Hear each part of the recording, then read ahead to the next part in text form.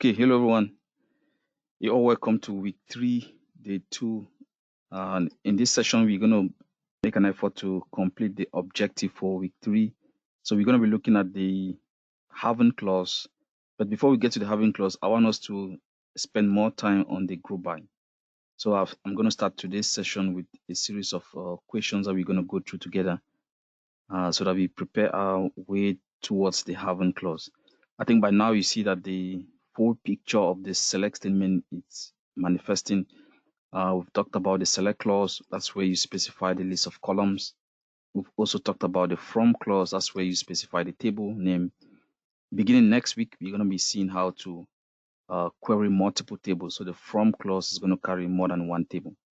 Right. So for now, we're looking at single table queries. Why? Because all the from clause carries just one table. That's a single table query. We also saw the where clause. You specify a condition on this where clause. Today, we're also going to see a condition, but this condition will go to the having clause. And that's the concept of adding a condition on group data. All right, so we're going to see that today. So the having clause and the where clause, they are both filters. They both carry a condition. But then you need to know when to use the having clause and when to use the where clause. We talked about the order by. It's just going to be used for sorting the results of your select statement. You can use ascending or descending. Ascending is a default option, the default sort option. Right. So by the end of today, you should be able to see a full business question that involves all of these keywords put together. All right. Okay, so let's get started. The first thing we're going to do is open this document. So I have this right here. We're going to begin with the product analysis, product category analysis. So let's go ahead and open this SQL file right here. So I'm going to go to Management Studio, click on the shortcut to open this one, and simply navigate to week 3, day 2. So this is the class folder, week 3, day 2, and we're going to begin with the product analysis, product category analysis. So if you're just joining, we are looking at the product category analysis, this file right here. So go ahead and open this file, product category analysis. It has a series of questions that we're going to build. We're going to go over together and build the SQL statement together. Right. So let's get started. The product category analysis is built upon the global superstore. Right. So that's the connection to the database. And we're going to be analyzing the orders table. So this is an exploration of the orders table. And the next thing we're going to do is just dig more into the exploration. So let's talk about data exploration. When you're given a project, always make sure you understand the table. And not just the table, but also go a step further to understand the contents of the columns. So I'm going to isolate some key columns so that we can talk about. Right, let's begin with this one. Show the distinct levels of category. So a basic exploration of this table, you realize that there's a category column right here. So if you're asked to show the distinct levels of category, right, we are targeting the category column and we want to see the distinct levels. We're not going to see all the 51,000 rows. We want to see the distinct categories within this column, the distinct levels within the category column. Right, if you have been reading the lecture materials, you know exactly where I'm heading to with this concept. And that's the concept of the select distinct on a given column. It will enable you to show the different, unique, or distinct values of a column. This is very important. So the products in the orders table of Global Superstore, they have 3 levels inside the category column, right? So if you're asked to show those 3 levels, you have to make sure you put the distinct. If I just type category right here, I am not hitting my target. See, if I just type category and execute, this is me just isolating the category column and I'm showing the details of the category column. This does not answer this question. Show the distinct levels of category. You see, in a distinct, you want to target the unique or the different levels of category. And in that case, you have to put the keyword distinct right here. See, and when I execute this, no two level will repeat more than one time. And this is how you get the distinct levels of the category column. So all the products in this table either belong to office supplies, furniture, or technology. And when you do this, this is what we call data exploration. You're trying to understand the table you have in front of you. And this understanding is vital so that you can be able to solve the next business questions we're going to be addressing, right? So this is the first thing. Everyone has to fill this spot on that file, right? So this is a hands-on practice. If you have any question or any challenge, I can come to your screen and we'll take a look at it. All right. So it's very important. Read the question and then you know how to address it. All right. So that's the demonstration. I'm going to pause a little bit and I want you guys to go ahead and do the same. So I provided the connection to the database, provided the select star from the base table, and now we are looking at the data exploration segment. We are beginning with exploring the category column, and we want to see the distinct or the unique or the different levels of the category. So all products in the orders table belong to either of these office supplies, furniture, or technology. So please go ahead and fill that, provide this query, type it out. I want you to type it out and execute. If you have any challenges, let me know. Right. So while you're doing that, I'm going to load Tableau and do the same in a visual format. So please go ahead and type that.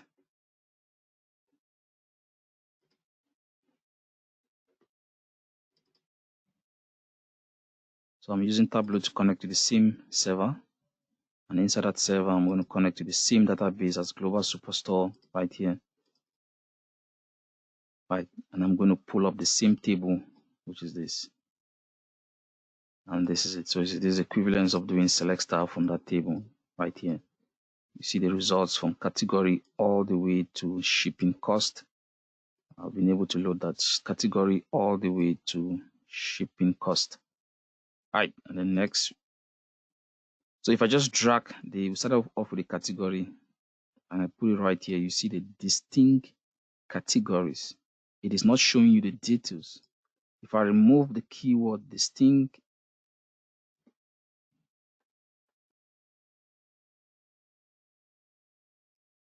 this is what we call the details, right? So if you want to talk about the distinct values of the category column, you have to put the keyword distinct. So that office supply should not show more than once. Technology should only show one time, furniture one time. And now this is a serious revision on the distinct clause. So this is it right here. Please feel free to ask questions. Nobody should leave here today without having a solid understanding of this. That's why I've put this. I did not fill up the answers. We do it together. I think it's important, right?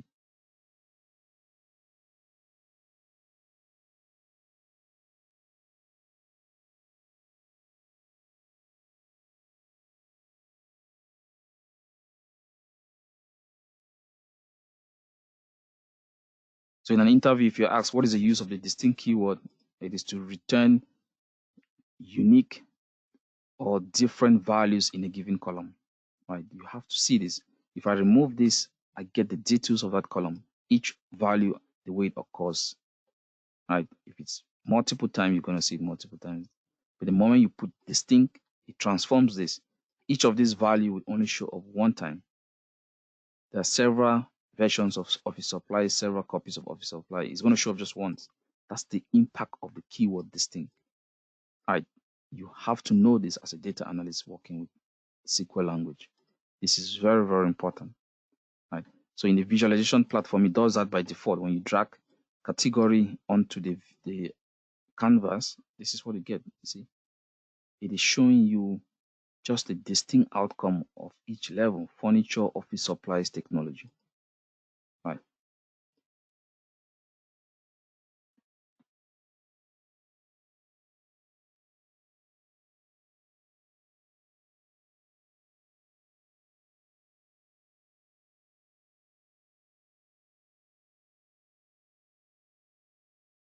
Any question on this? Are we okay with this? Can we go to the next? Please feel free to ask questions. Don't just write this down and execute. You have to understand what you're doing. You have to understand what happens if you take out this thing. Why should we put this thing? You see, all of these are crucial things you have to understand.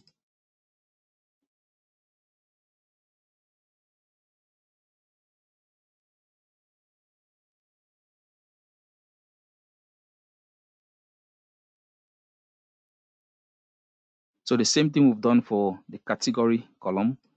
There is a column that follows subcategory.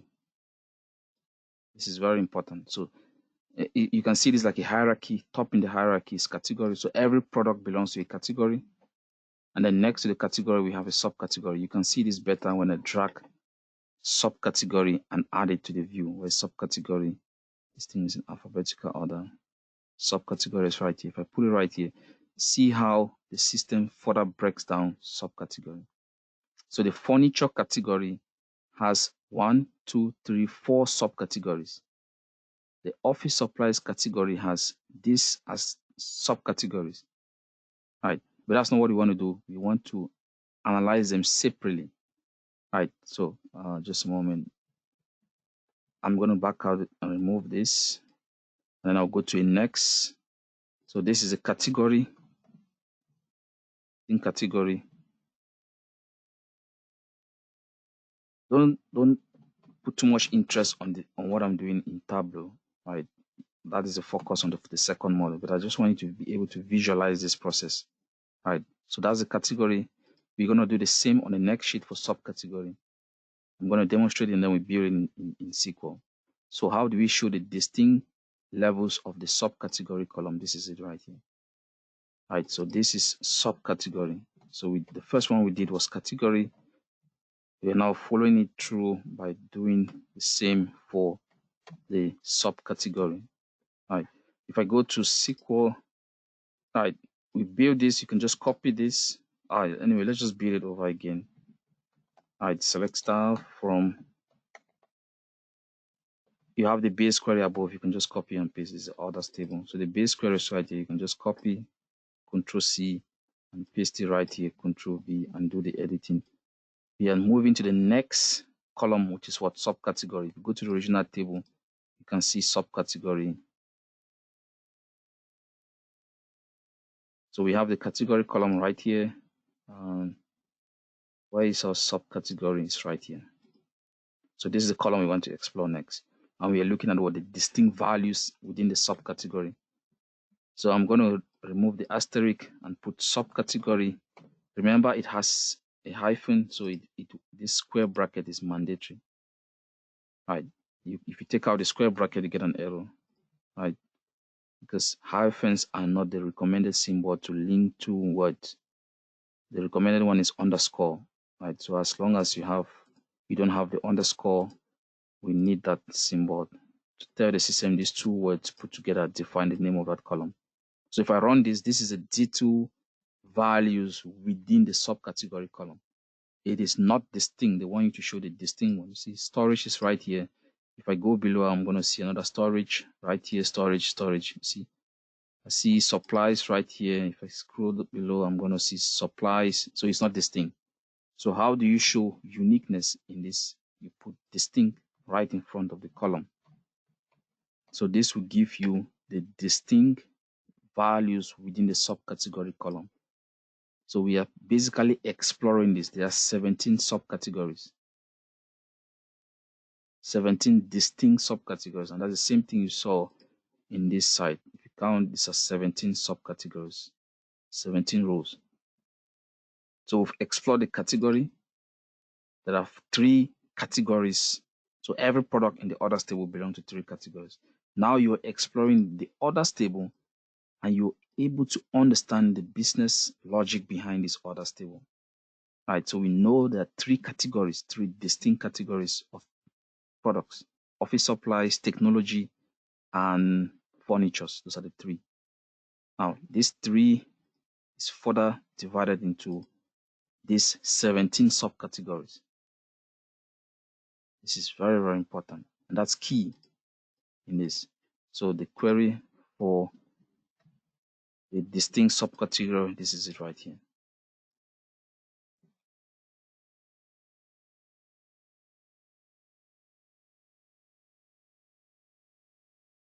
Go ahead and do the same.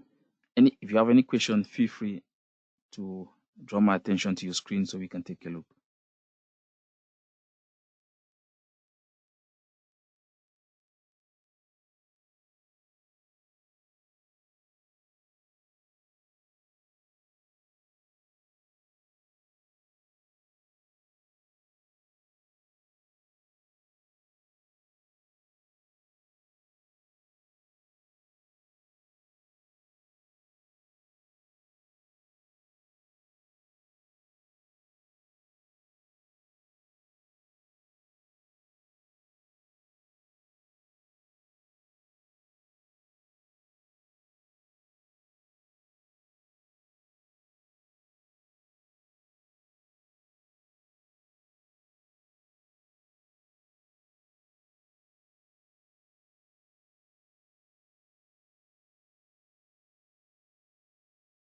So we are making progress. We've seen 3 distinct subcategories. So the 3 it's important information to keep track of. For the subcategories, we have 17 of them. If you go to the far right hand corner, 17 distinct. This is very important. 17 distinct subcategories. So that's data exploration. We're trying to understand the orders table, right? And what's the next thing? Now show the distinct combinations of category and subcategory. And they want you to order the results by ascending order of category. Let me demonstrate this in Tableau. So we're looking at subcategory and category combined.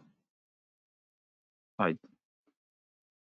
So in how many ways can we combine 3 categories and 17 subcategories? Right. So you're going to see it nicely done in Tableau. Right. So if I go to the next tab, so we've done category, subcategory separately. Now we want to combine both category and subcategory. Right. I really want you to follow through on this analysis and see what we're trying to achieve. So this is going to be a combination. So if I'm going to begin with the hierarchy. The top hierarchy is what category. Categories are now further divided into what subcategories. It will not be visually correct if you do subcategory first and then you bring category. You're not respecting the hierarchy. You see, it looks funny, but see what happens when I just change the order. In a hierarchy platform, the category comes first before the subcategory. So the sub, it's one level below the category, and this is, you see, it is visually presentable when you do it like this.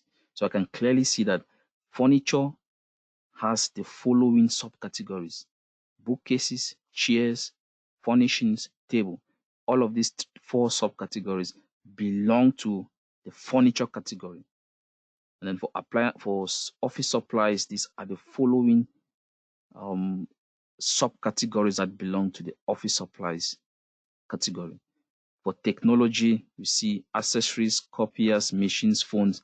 These are the subcategories that belong to the technology category. How can we achieve this in SQL? You must understand you have to put a distinct. If you just do select category, subcategory from others, you're making a huge mistake. Right? You're looking at what the keyword right is, what distinct combinations. So this is very important. Again, I can just copy the base query, right? And I put it right here. And what next? I call the top hierarchy is category. The first hierarchy is category. The next, I call up the subcategory, right? If I just run this is the error I'm talking about. These combinations are not distinct. I see office supply storage. If I go below, I'm going to see another office supply storage, right? So it's not distinct. And that's why you're getting all of these 51,290. See what Tableau is giving us. See,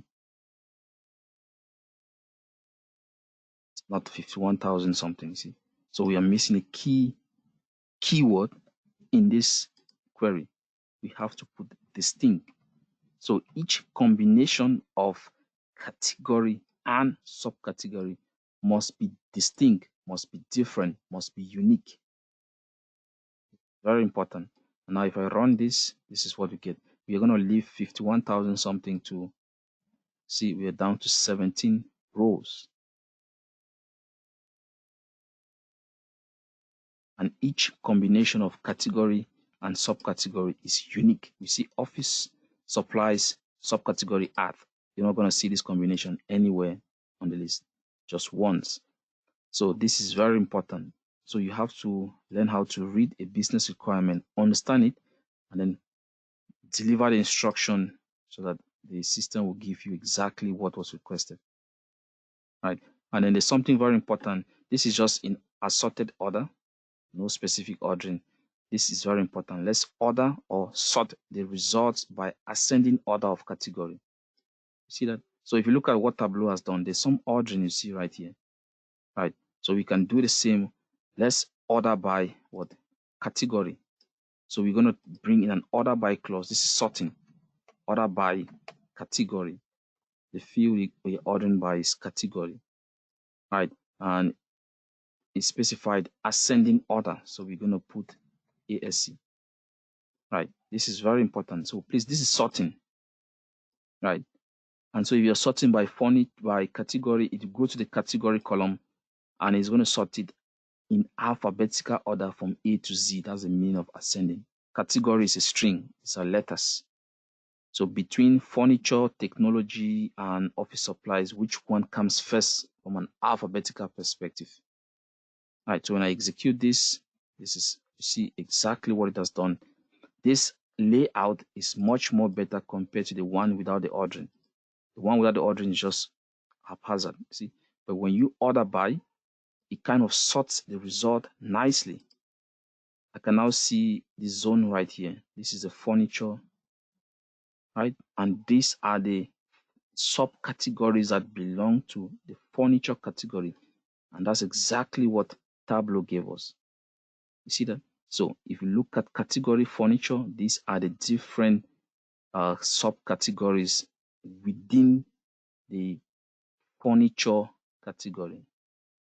This is really, really interesting. See that? Right. So this is very, very important. You're going to have a lot of fun in the second module, which is what visualization is powerful. These are the kind of things you'll be putting together. So this is really, really amazing. Right. Okay. So let's go back to this. Please, I need to hear questions from you all. Right. I have a question. Question. Yeah. Can you go to my screen? Okay. Just a moment. That's Tunde. I'm going to share your screen.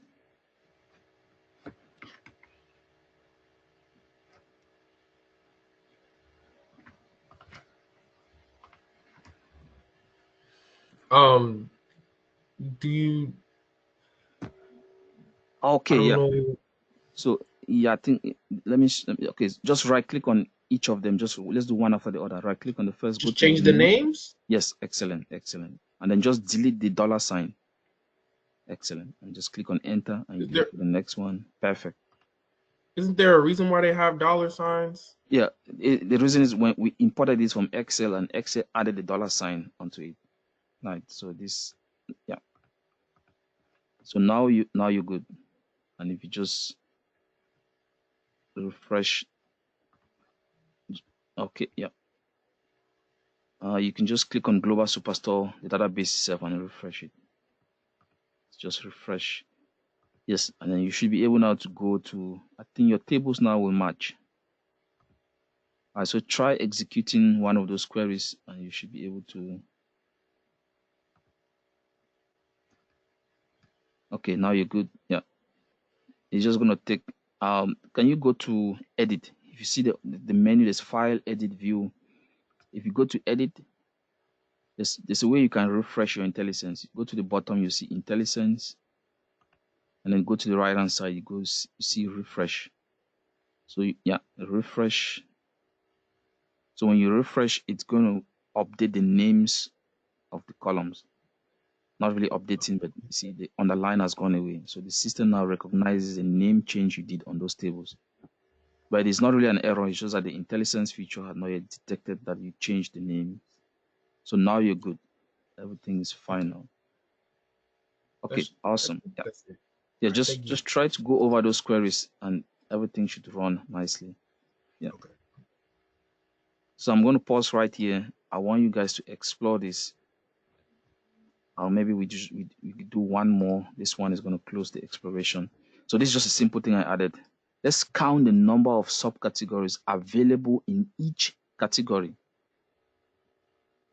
You can see from Tableau, it tells you that in the furniture category, there are 1, 2, 3, 4 subcategories. That's what this question is asking us. Show me each category and tell me how many subcategories are available in each. That's it. Right. So we don't want to visualize it like this. We want to see count. So I'm going to show furniture, and then on the counts, I'll see 1, 2, 3, 4. I see office supply. On the counts, we count all of this. Technology, we count all of this. So it is always good to visualize a requirement. Ask yourself, what is the goal? What is this person trying to achieve? And once you're able to visualize a requirement, it will help you to build a query. You see, that's always the challenge. You have to, the ability to understand business requirement is very powerful for a data analyst. When you read something like this, don't just jump into solving this question. Try to visualize the outcome. Count the number of subcategories available in each category. How many categories do we have? It goes back to this exploration. There are 3 distinct categories. So how many subcategories are in the office supplies?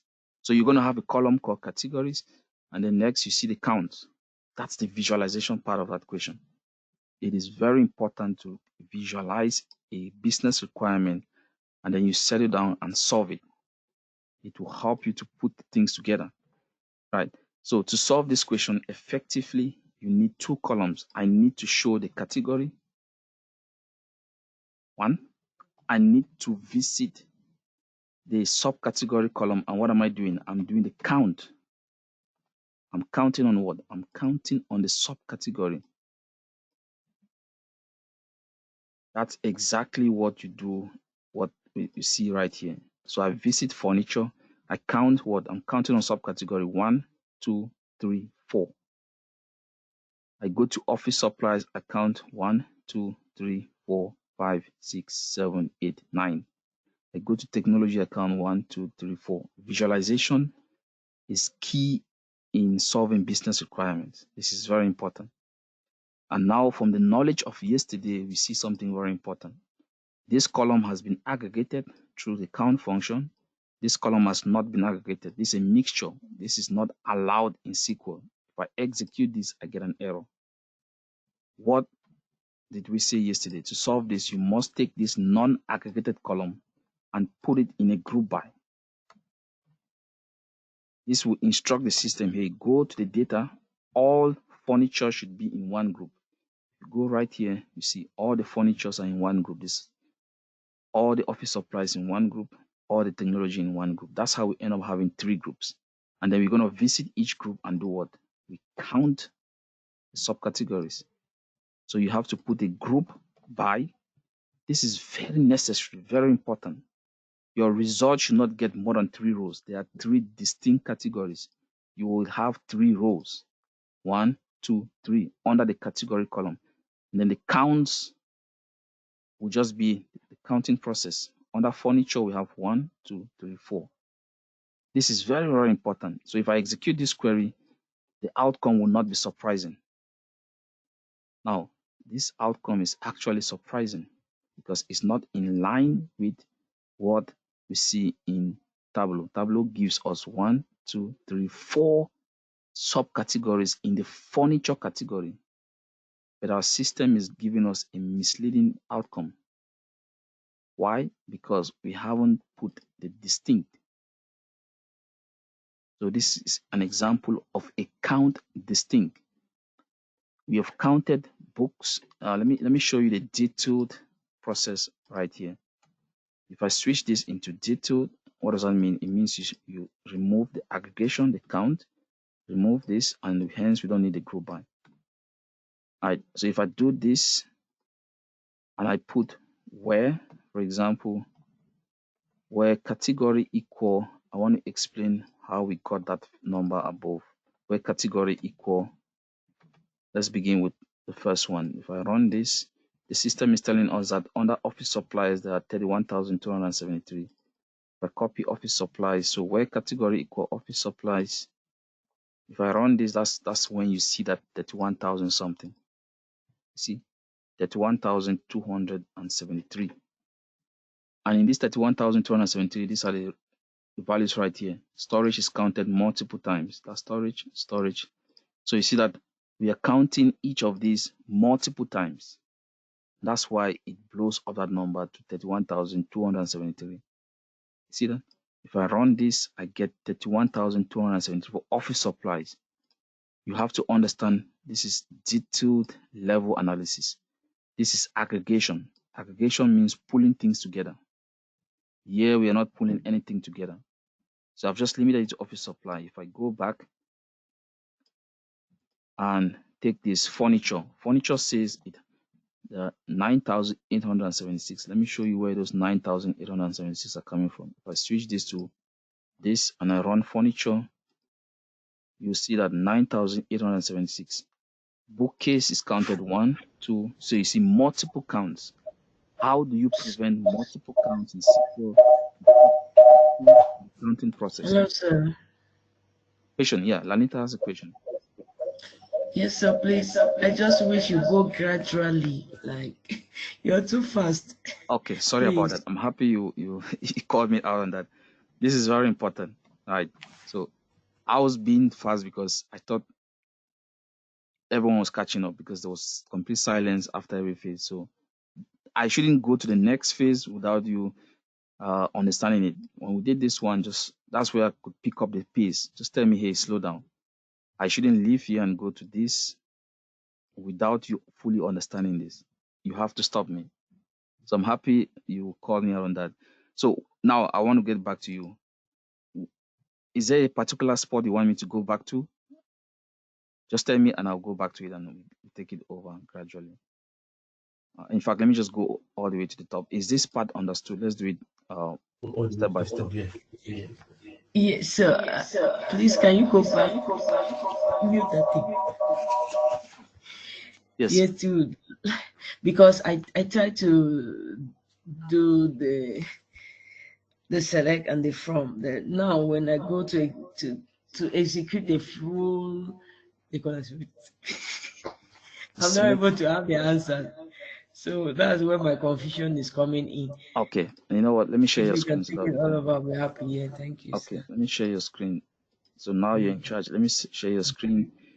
And from your screen, we should be able to see the challenges. Then we address it. All right. Okay. Let's have your Never screen. do not.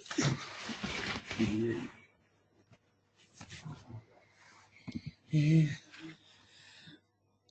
I Okay. just So had to delete it I don't want because to do in this environment. Can you open the lecture material for today? All right. So that yeah, open the lecture material for today. So let me see the title. So the title of the file we're looking at is product category analysis. Product category analysis. So open that file. Product category analysis.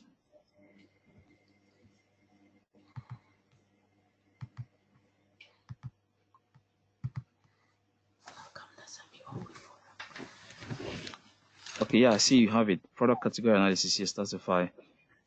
Just no the one below. Product category analysis.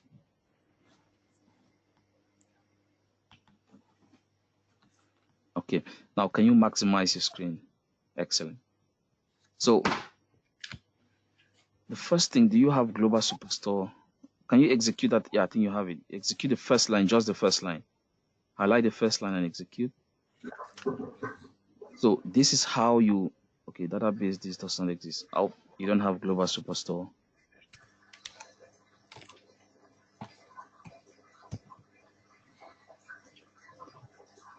Okay, so it was just a difference in. Okay, now you have it. See, so the name was a little bit different from your end. Okay, that's fine. Now you have the global superstore. Okay, now I want to do it step by step. This first line of code, do you understand what was done right there? Use global superstore. That is an instruction telling the system connect to global superstore. That first line. And then once you're connected to the global superstore as a database, if you look at the second line below, it says select star from dbo.others. That instruction is telling the system, can you print out all the columns from the others table? So asterisk means all columns. And that's exactly what you see. So this is the full table right there with all the columns. Right. First step. Yeah. Now, second, we are getting to what data exploration. Now, show the distinct levels of category.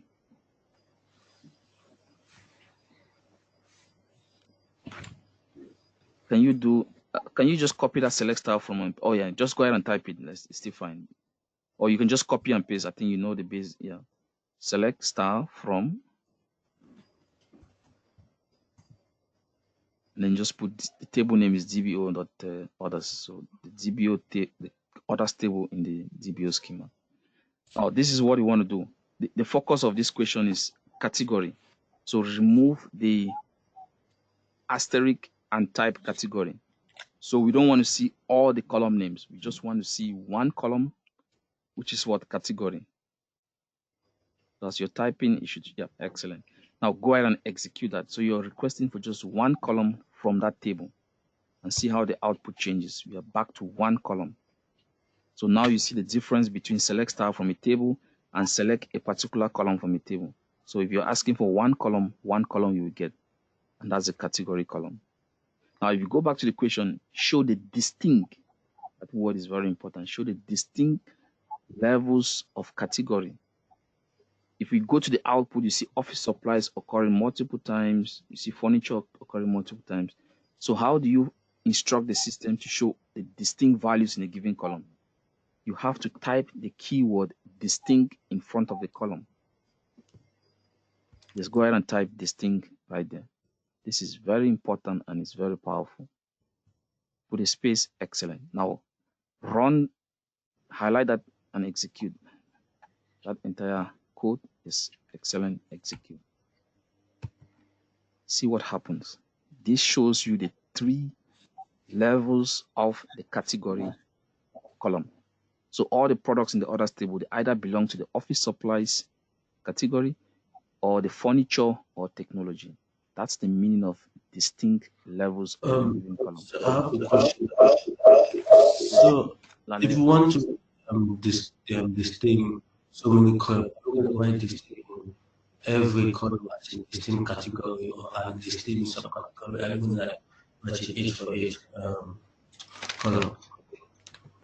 So if you have multiple columns, you need just one distinct. Every column cannot carry its own distinct. I think that's the question you're asking. Yeah. Yes, that's a very important question. So if you have more than one column, you don't need multiple distinct. Only one distinct is required. So every column does not show up with its own distinct. I think I'm going to demonstrate that in the next set of questions. That's a very important question. Yes. So, Lanita, I want you to stay with me on this. If you see anything you don't understand, just call it out. Let's address it. So this is how you get the distinct values in a given column. Call the column and put distinct in front of it. And that's it. You see that? And if you look at the result, there are no repetitions. Office supply occurs just once. Furniture once. Technology once. That's the meaning of distinct. So what is the role of the distinct keyword in SQL? This could be an interview question. The distinct keyword returns different or unique values in a given column or combination of columns. Right? It is very important. The theory has to be understood and then the implementation also has to be understood. Remember, in this first phase, we are doing exploration. Now you can confidently tell the business manager we have 3 levels of the category column, which are what office supplies, technology, and furniture. So any product you see in the others table belongs to one of these category. You're either office supplies, furniture, or technology. This is excellent. Now, I want you to go to the next question, which is what show the distinct levels of subcategory. Right. Do the same for subcategory. So remember, the first one was category. I want you to okay, yeah, you can copy and paste, that's fine. No, I want you to type that out. Type it out. You learn more when you type it out. So always begin with your select style from. Yeah, that's the workflow. Select style from, then you print out the table, and then read the question, identify the column. Let's go ahead and execute that. Okay, now you're fine. Yeah, just go ahead and do subcategory. As you're typing, notice it's going to show up, and you just double click on it. Excellent. Now stop right there and execute that. Now I want you to look at the result. Are these values in the subcategory column, are they unique? They are not. They're not unique. Excellent. So what can you do to make them unique? I love this. You need to put the distinct. Distinct in front of subcategory. Excellent. Yes, I like that. So target is go right there, put a space, distinct. Yeah.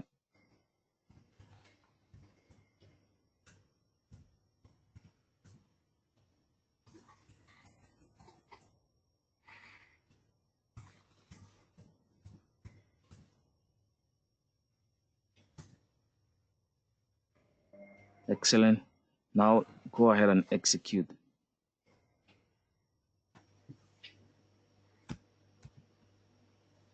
Excellent. Please, as you're typing, make sure you click on the save button to save what you're typing. Click on the save button. Then you find the save button. Excellent. Right there. Yeah.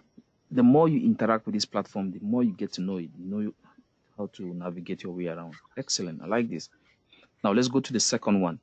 So in the second one, we're going to be combining two columns. So we're going to the question from Lane. Lane's question, we're going to be combining two columns and still do the distinct. Right. So in this question, we're going to be targeting category and subcategory. So just first of all, put your base query, select style from dbo.others. Always begin with that. That's a solid foundation.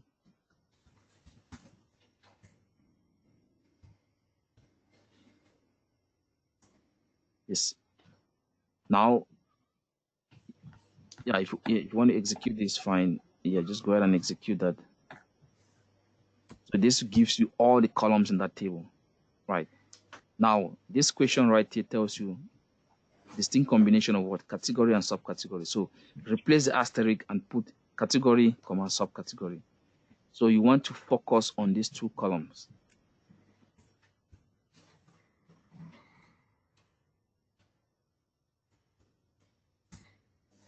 Excellent.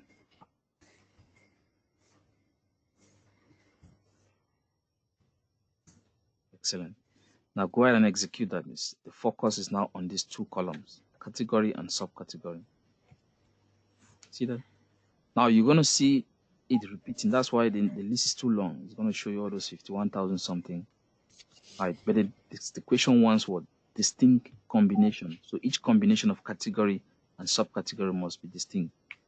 So how do you solve this? So back to Lane's question, you have to put distinct in front. Right. So target the first column and put distinct in front of it. You don't have to put distinct again on subcategory now. So only one distinct, and it will take care of the business. Right. Excellent. Now if you execute this, now see what we get. The outcome will now much reduce. So each time you see office supplies combination, add that combination does not repeat again. Furniture, chairs, you don't see it anymore. Office supplies, fasteners, only one occurrence. Furniture, furnishings, only one occurrence. Office supplies, envelopes, only one. Now this question has a very important follow-up. Read the next line. Order the results by ascending order of category. No, the same question. Go back to that same question. The second line. Order the results by ascending order of category. That is what we call sorting. And how do we sort in SQL? We use the order by clause. So you just have to call order by.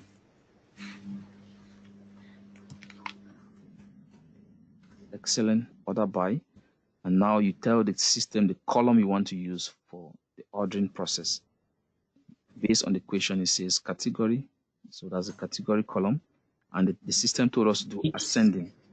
So you put ASC. Always an abbreviation. You cannot type that in full.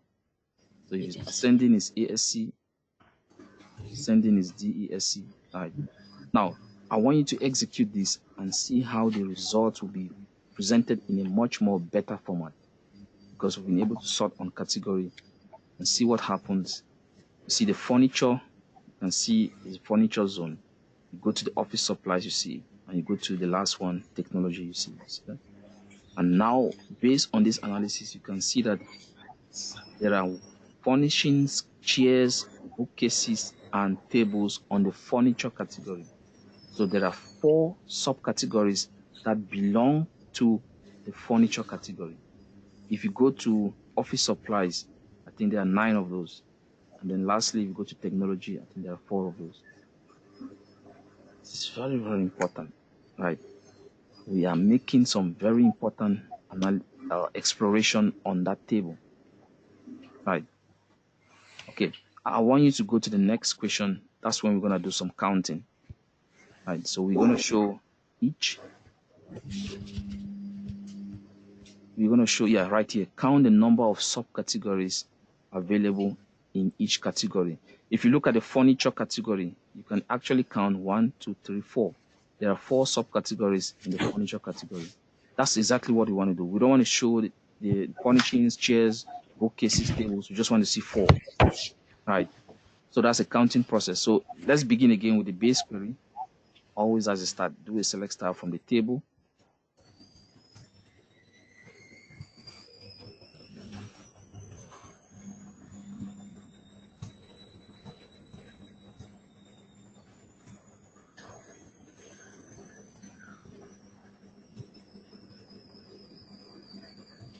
Excellent.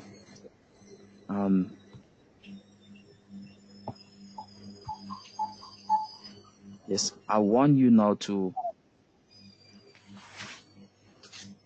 put category. So replace the asterisk, put category.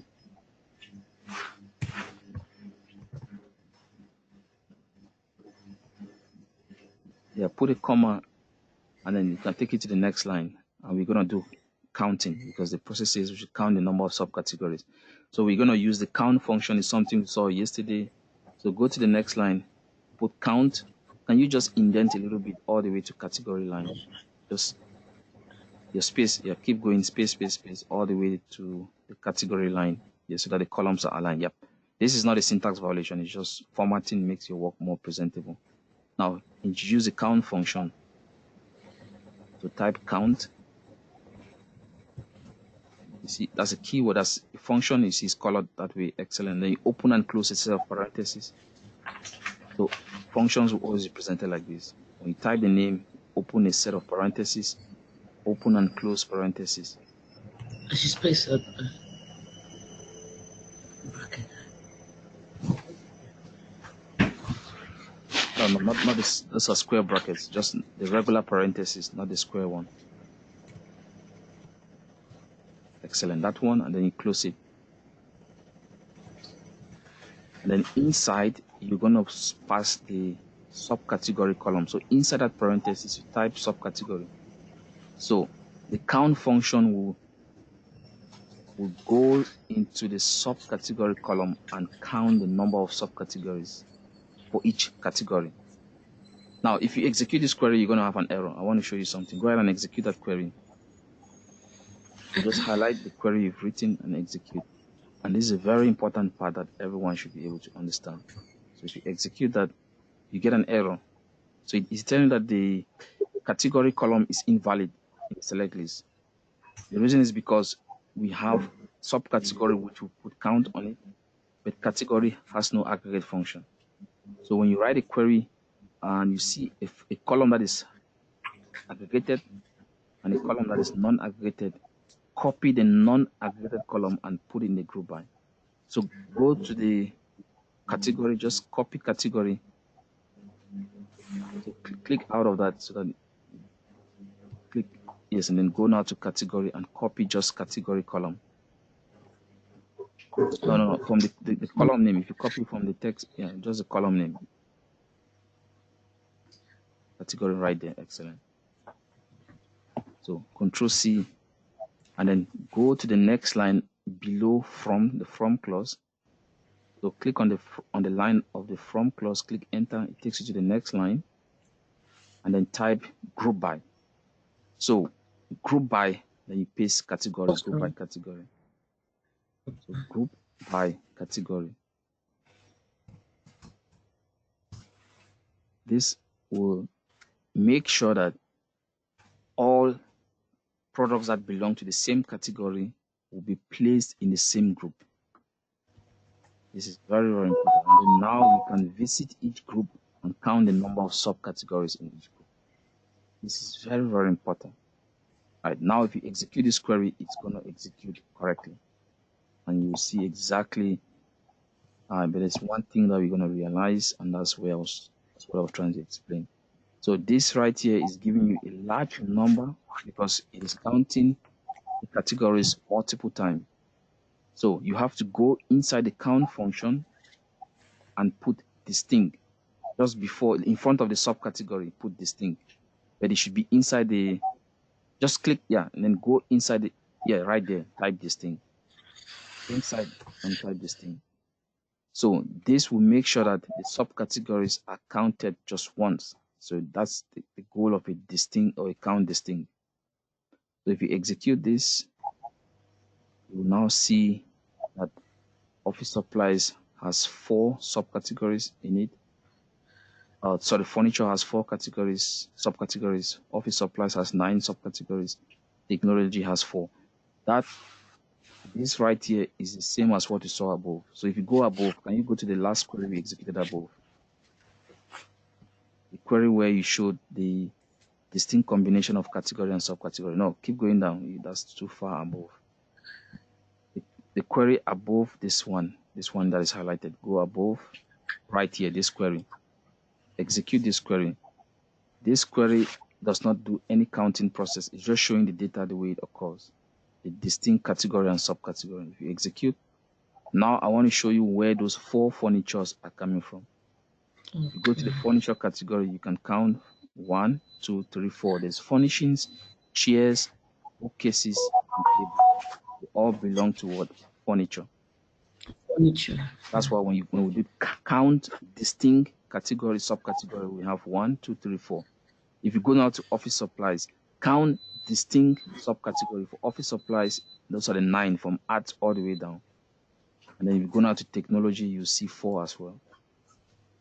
So this analysis is in line with what the database is showing. It is very important to know. Can you go to the last query where you put that count distinct? It is very important to know why we place count distinct right there. So whenever you're counting things that are duplicates, they are occurring more than once, always put a distinct in the count function. So there's a difference between count and count distinct. This is very, very important. Right. Okay, Lanita, before I leave your screen, any question? I think now you're in line with the others. Can you save? Can you click on the save button? So you've typed certain things, make sure you click on save so that, yeah, excellent. So this goes for everyone also. Please, as you're typing, you're building the notes, so click on save. Right. So when you do select category, count distinct subcategory, it's going to go to the subcategory and count the distinct. So bookcases is counted just once, chairs counted just once, furnishings counted just once, table counted just once. You have 1, 2, 3, 4. Under furniture. On office supplies, same thing. You count all of this just once. So if you don't put that distinct on the counting, you will get a large number. Why? Because those different subcategories were counted more than once. Yeah. See that this is you cannot do this. If you submit this to your manager, and this is a false analytics, this is false analysis, right? You must put a distinct whenever you're counting on a column that has possibility of having distinct multiple counts or duplicate data. So count distinct is very important. And you see that function also in Tableau. When you go to Power BI, you see there's a difference between count and count distinct. This is very, very important. And again, you see the presence of the group by. If you remove this group by, you're going to have an error. Right? You have to take all categories of the same, put them in one group, and then visit each group and do a count distinct. This visual helps you. This is the furniture group. When you say group by category, this is what it's doing. You have a furniture group, an office supplies group, and a technology group. And then it will visit each group and count 1, 2, 3, 4. That is the 4 counts in the furniture group. 1, 2, 3, 4, 5, 6, 7, 8, 9. 9 counts on subcategory for the office supplies and 4 counts for technology. So the group by is very important. See, this is a bucket, the bucket analysis. You're putting each of these same things in the same group or same bucket, right? So when you do a group by, you must always specify a column on which the grouping will be done.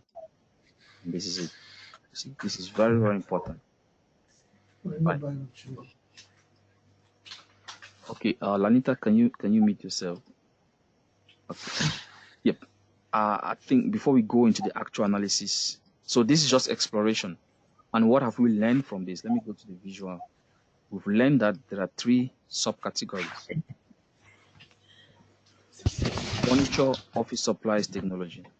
We've learned that there are 17 subcategories. These are them listed right here.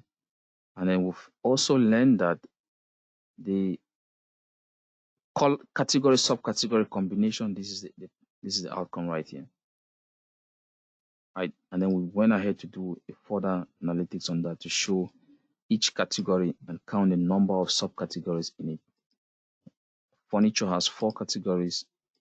This is it: 1, 2, 3, 4. You see, office supplies has 9 categories. These are the 9 categories right here. Technology has 4. So this is a very important exploration of the data we have. Now we can start targeting those business requirements. You see that? If you're ready, I'm ready. Analysis 1. What is the focus right here? This is the topic of this analysis. Is the main objective. Your manager wants to see total sales by category. If I copy this title right here, total sales by category, and I go Tableau, I can build a visual for that objective, total sales by category. What does that mean? It means that you show me each category and tell me the total sales that were generated for each. How much sales was generated for furniture? How much for office supplies? How much for technology? So if I drag sales and I put it right here, you see it comes in with the sum of sales. And if I want to put a table of it, that's how it's going to look like. If I want to put the visual, it's going to look like this. Since this is visualization, let's go with the visual. So you can clearly see this analysis right here. We're going to build the same thing in Tableau. In SQL, SQL will not give you the visual, but it will give you the output that, and you can actually sort this. Let's sort descending. So you can clearly see in a business meeting, you can present this to the CEOs. Technology is driving the sales. The highest sales generated from this company is from the technology category. Is it surprising? No. See? So they can invest more on technology. Technology sales are higher. Followed by the furniture, followed by office supplies. This is very, very important. So how will you do this in SQL? You're going to call select category, comma, sum of sales, and then you must make sure you group by category. This is very important so that you have these 3 categories. Right. So that's exactly what we want to do right here. You should be able to visualize a problem. Right? Always have that in mind. When you're given a question, try to visualize it. What is this person trying to achieve? Where the topic is toward total sales by category. So let's dive into work. Give me the base query, select style from. Please, if I'm too fast, slow me down. It is your right to slow me down, and I'll definitely slow down. Right. So get this. Sometimes I get so excited. Right. So get the base query. See that? Then read the question. We are getting what?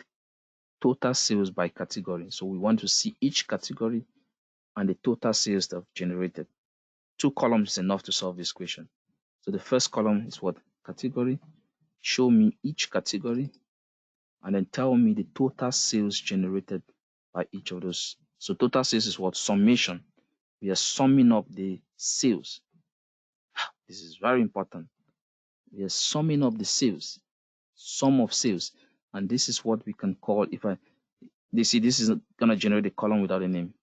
See, if I stop here, right here and execute, you have to understand why I get an error. I have not grouped my categories, right?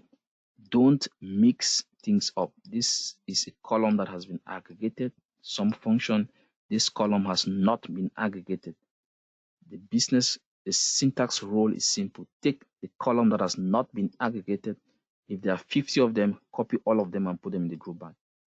We are starting with 1, we're going to see multiple columns in the group by. So take that and put it in the group by.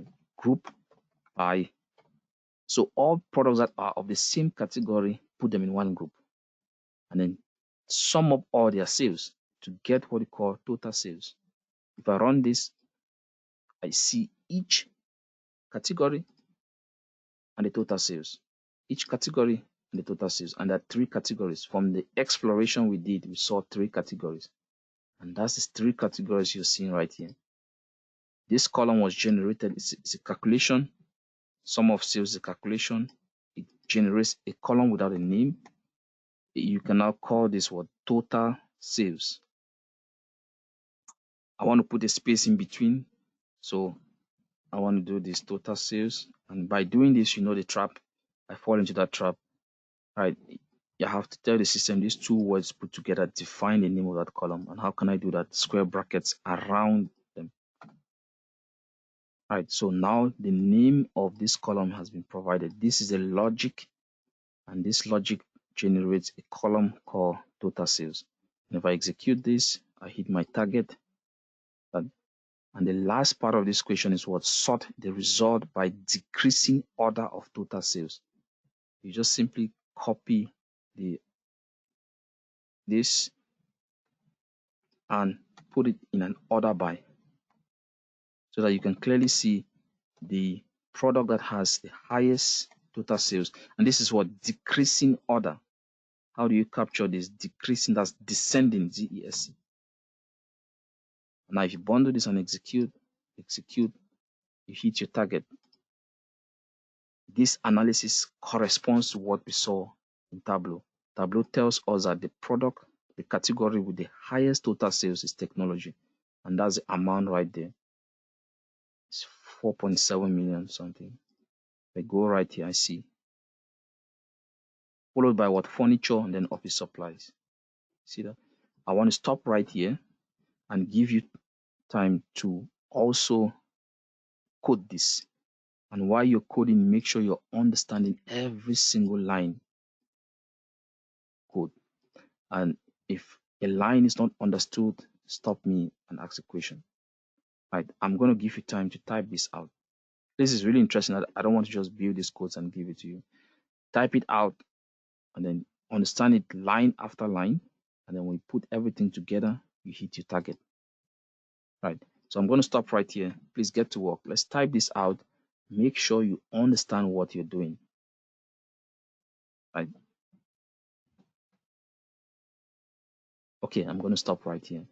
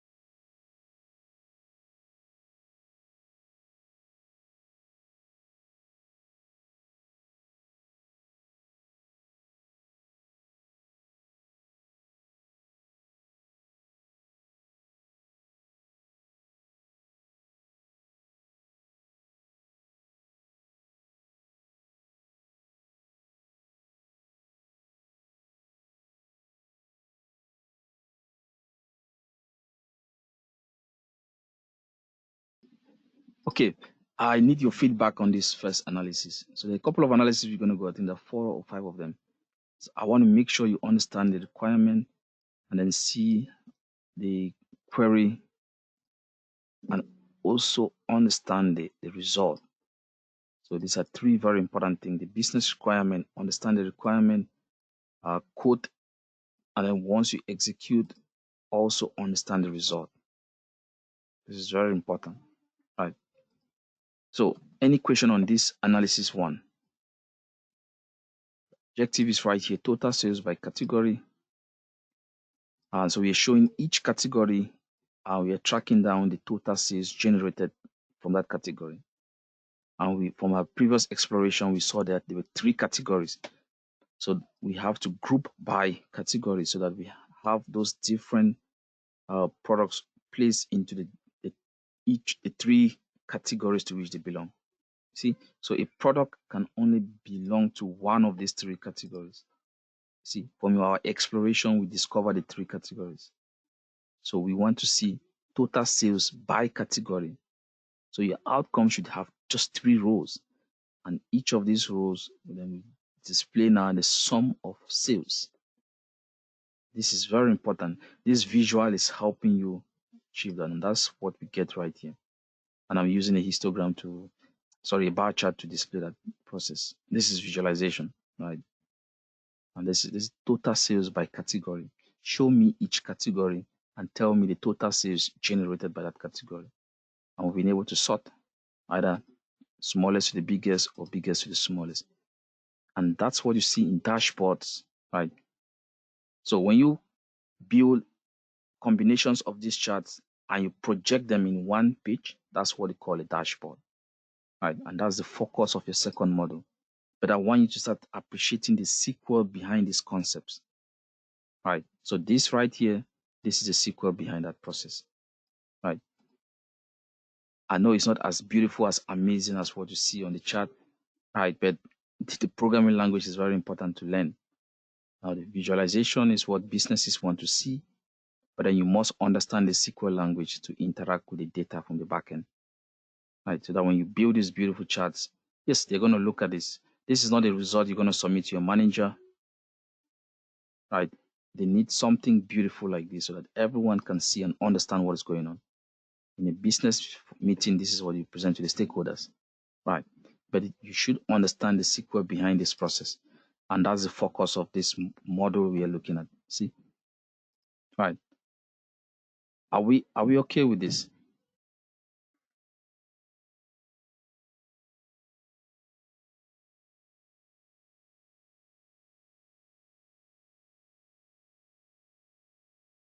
So let me address a couple of things. In the order by, you can do it in 2 ways. You can use the logic, which is what sum of sales, or you can use the alias. So you can use this logic, that's the calculation.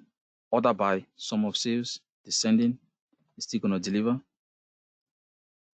And then one other thing you have to remember is that the alias, this alias right here, can only be used in the order by. That's why we can use it right here. We're going to see in other cases, you cannot use this alias in the where clause. You cannot use it in the haven't clause. Column aliases can only be used in the order by. And I promise to explain this once you're done with these concepts. I will explain it to you. Right. So for the order by, if you see somebody doing like this, it's still valid. They are basically using the logic, which is what total sales is generated from what sum of sales. So you can tell the system order by sum of sales descending, or you can use the alias, that's the name of that column. This logic generates this column. You can order by that. See that? So these 2 versions are valid. You can test that out and see it for yourself. Right. Okay. Analysis 1 is completed. Please make sure you save as you build this query so that you don't lose anything. Okay. Now let's go to analysis 2. From the title again, the focus is what total sales by subcategory. Let me copy this title and let me build the chart. Let's be able to visualize this. And that's what I want to stimulate in you guys. Visualization. Always try to visualize the business requirement. Right. And so if I take you to Tableau and I just open a new sheet and I just put this focus right there, we are now looking at what total sales by category. Last time was total sales by subcategory. From our previous analysis, we saw 17 subcategories. Right. So if I drag this and put it right here, we get those 17 subcategories. And I want to follow this up by bringing in what sales. This is now, let me just rotate this. This is now, or maybe it's better to put it on this format. Right. This now gives us the total sales by subcategory, and you can see the 17 subcategories listed right here. And I can also enable better visualization by just sorting so that I can clearly see which product has, which subcategory has the highest total sales. Phones, technology, see, followed by this copiers, see, and you can see all the way the lowest sales was generated by labels. How can you capture this process in SQL? All right, so let's get to work. All right, so you see with 2 columns you can deliver. I just need to get first column subcategory and then second column total sales, which is what sum of sales. And those are the 2 things I've played to generate this visual. See, so that's the visualization part. You read the business requirement, try to visualize it, understand the goal of that question. What are they trying to achieve? Talking about total sales by subcategory, right? So first, let's put in place the base query, dbo dot orders. And we spot the subcategory column. It's right here.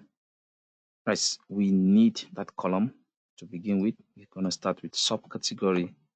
Subcategory, give me a comma. Now let's bring in the summation. What are we tracking? We are tracking the sum. This is an important business metrics we are tracking. Is the total sales, which is what sum of sales. When you sum up the sales, that's how you get the total sales. So I can alias this as what total sales. And we want to do this for each subcategory. There are 17 of these subcategories. Now, if I run this query, I'm making a huge mistake. I am mixing up a column that has been aggregated. Sales has been aggregated. Subcategory has not been aggregated. I can choose to make sure that they are all non-aggregated. SQL does not have any issue with this. As long as you're mixing 2 columns that have not been aggregated, you don't have any problem. But we don't want to show the individual values.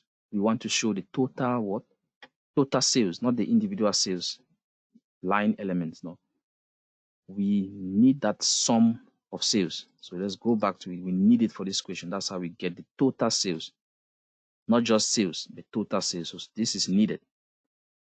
Right. So we have to keep this. We need this. Now, do we need subcategory? Yes, we need subcategory. So how can we force this to execute? We need to do some adjustments. We have to remember that we need to group by subcategory so that we take all those subcategories and project them in their different buckets. These are the buckets we saw right here. You see, there are 17 of them. This is grouping. So we have to group by subcategory. This is very important. You see, this is the same structure, 17 subcategories. And then we show the totals of each. So you have to tell the system here, you have to group by subcategory. So I'm going to throw in group by subcategory right here and execute. Now we are able to hit our target. Suppliers, this is the total sales generated for suppliers subcategory, storage subcategory, this. And we can beautify this by doing some sorting. So let's sort the result by decreasing order of what total sales. Right. So I'm just going to throw in the order by. Always remember, sorting is done by the order by. Order by. You can use this logic or you can use the alias, whichever one go for it. And we are doing this by decreasing order. So decreasing order means what? Start with the largest total sales all the way to the smallest.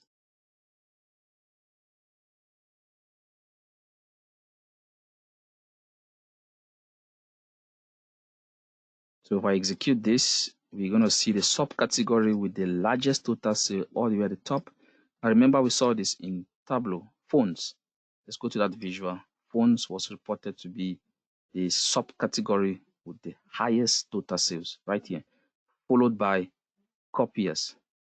Is that the same thing we're seeing in Excel? Yes, followed by copiers, followed by chairs. And what's the lowest? Labels. Right, labels and fasteners are all the way bottom. Labels, fasteners, you see. This is excellent. Always try to visualize your business requirement. Right. And this is what we get. Right. Guys, I want us to take a break. Yeah, it's good. Let's take a break right here. I will set the time for a 15 minutes break. I think we deserve that. Let's take a 15 minutes break. I will address your questions after the break. Yes, so when we return from the break, please let's state your questions so we can address them. Right. Let's do the heavy lifting in class. Strive as much as possible to understand these concepts, ask questions. Let's achieve those. Okay, see you after the break.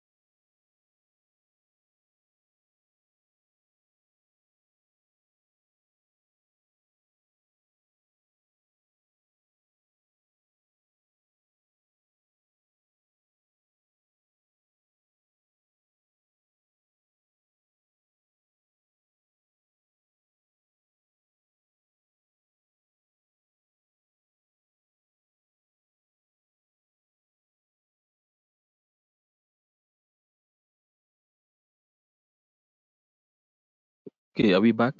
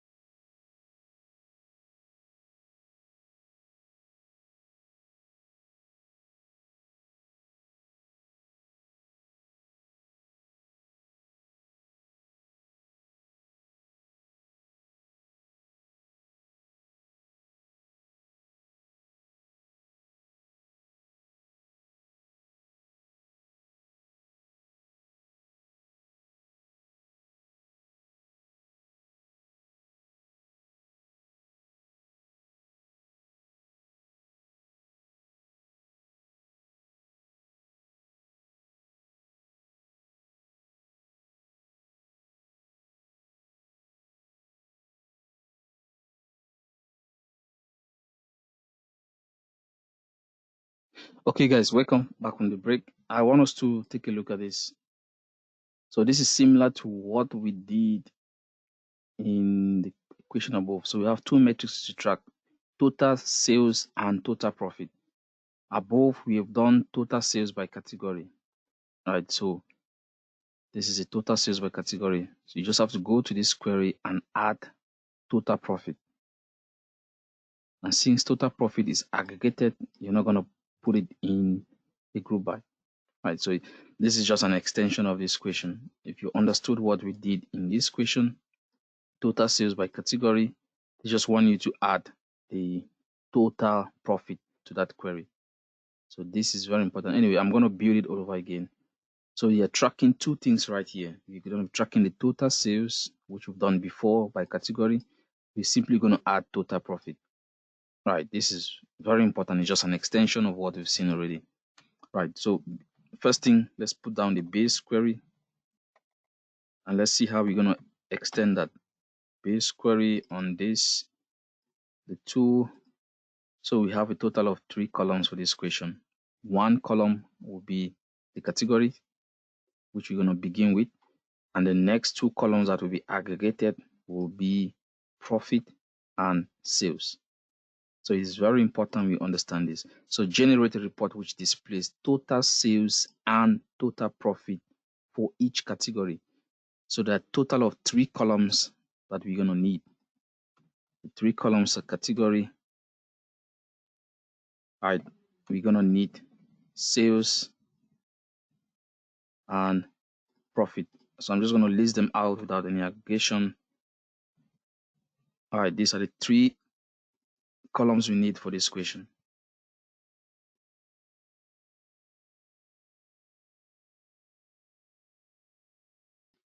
So remember, the question tells us about the total, not just the profit. So here we are showing profit.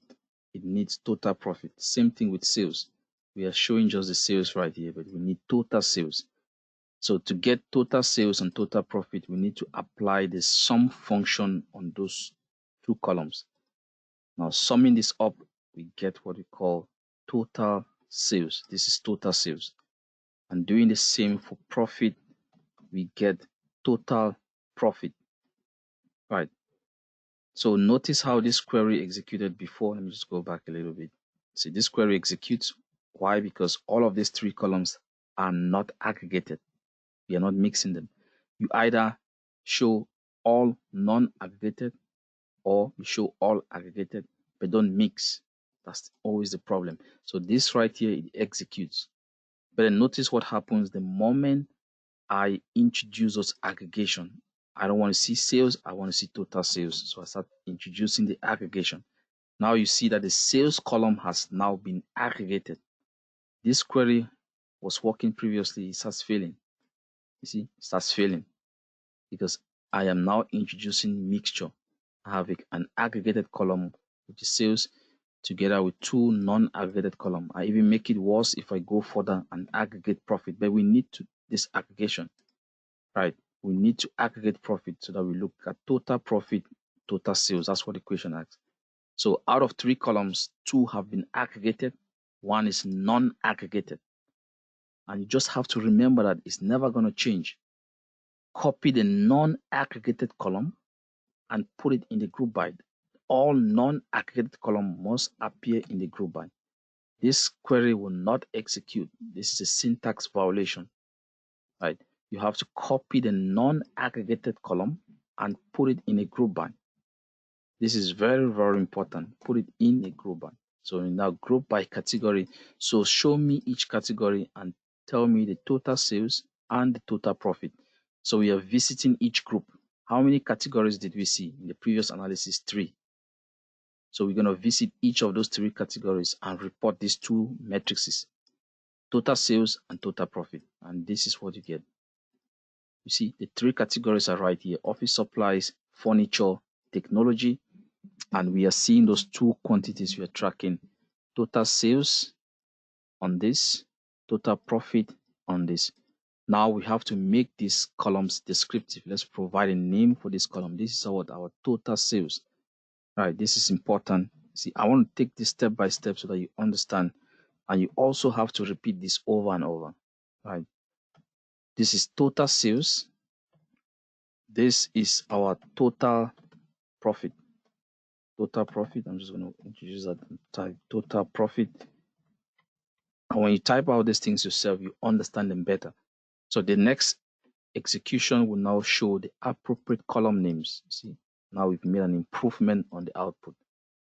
So anybody looking at this output, understand this is the total sales, this is total profit. Right. This is very, very important. I want you to understand the difference between this and just, we've made significant progress. We've moved away from showing columns just the way they occur in the table to doing analytics on the columns, right? This is just us showing columns the way they occur. We don't need a group by for this. This is where we started. Back 2 weeks ago, this was an interesting outcome, right? But of course, we cannot just stay right here. We have to keep growing in the SQL journey. This used to be popular back then. To write a query like this, it was powerful. But then we did nothing. This is just basic query. You're just showing specific columns as they occur in the table. No analytic has been performed. No logic has been performed. But this question has a logic. Total sales. This is not total sales. Total profit. This is not total profit. You see that? So you have to apply those functions on it. This is very important. You can begin like this and you see how you navigate to this and you understand the difference. This is ungrouped data. You see the details. You see 51,290 rows returned. This is ungrouped data, detailed analysis. Every single detail is displayed and there are 51,290 of them. Right. When you perform aggregation, I said aggregation means pulling things together. All products that are of the same category, put them in one group. How many groups did we see? 3 groups. We get 3 rows from this analysis. You have to understand that. How did we move from this detail level analysis, 51,290 rows, to this 3 rows representing the 3 categories? And then we are doing what? Aggregation. We are aggregating the columns. On sales, we are looking at total sales. Aggregate function used on sales is sum. This is an aggregated column. This is another aggregated column. This is a non-aggregated column. We have to put the non-aggregated column on the group by. I want to stop right here. I want to make sure that you can make sense out of this. This is very, very important. We are done with this. This was something great back then, but your knowledge of SQL has to grow into this. This is what businesses want to see. If you just pull data and show a business owner like this, it makes no sense. Right? You have not done any analytics on this. You see that? Anybody can do this. Anybody can just return the data. You're not paid to do this, right? You're rather paid to make sense of the data. Do something like this, and then end up you visualize it, right? So let me first of all give you time to, understand this, right? This is our target right here. Every single part of this counts.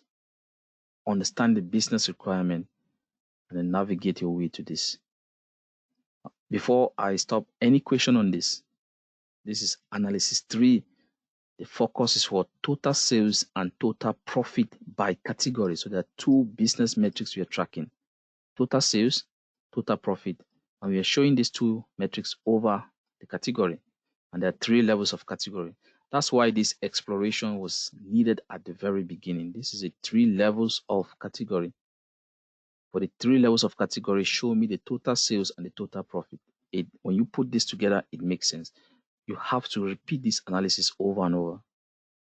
You delete all the codes you've built and repeat it all over and over. See, until you understand what is happening, right?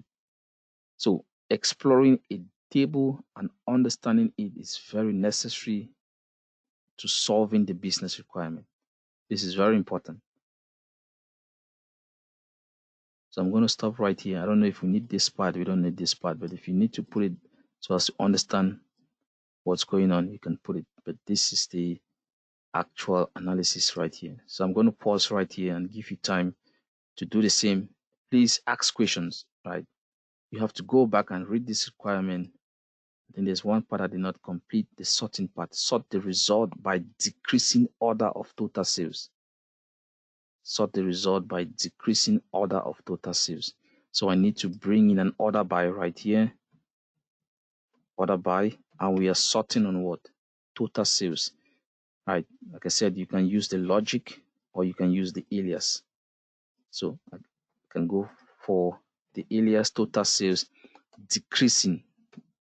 That's decreasing order. And if I run this, right, this is it. So again, technology is stopping the sales, total sales, followed by furniture, followed by office supplies.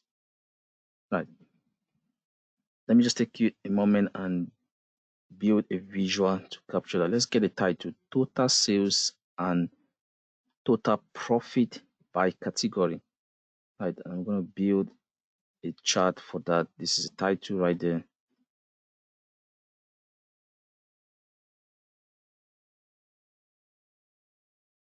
So total sales and total profit by category. So we need the category, and then I'm going to use this opportunity to show the total sales.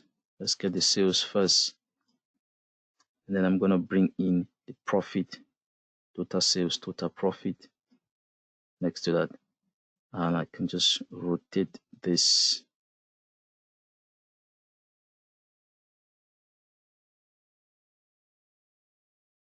You see, it's separated. I can actually put it in one axis like this, right?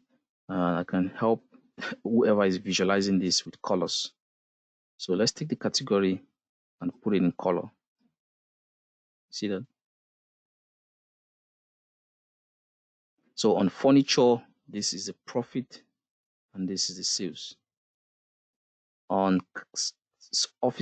the office supplies, this is the profit, this is the sales. Right. So it makes things interesting. See that? I've just done some. See, now we are tracking that nicely. Right. And that's the same thing we are doing right here. So the 2 metrics we are tracking is what? Total sales and total profit for each category. Right. Total sales and total profit by category. Just reading the title of this analysis, you should be able to visualize what's going on. Right. So I'm going to stop right here. Please go ahead and implement this. Your target should be this one. Right. Build this query and execute. If you have any question, let's address that before we go to the next.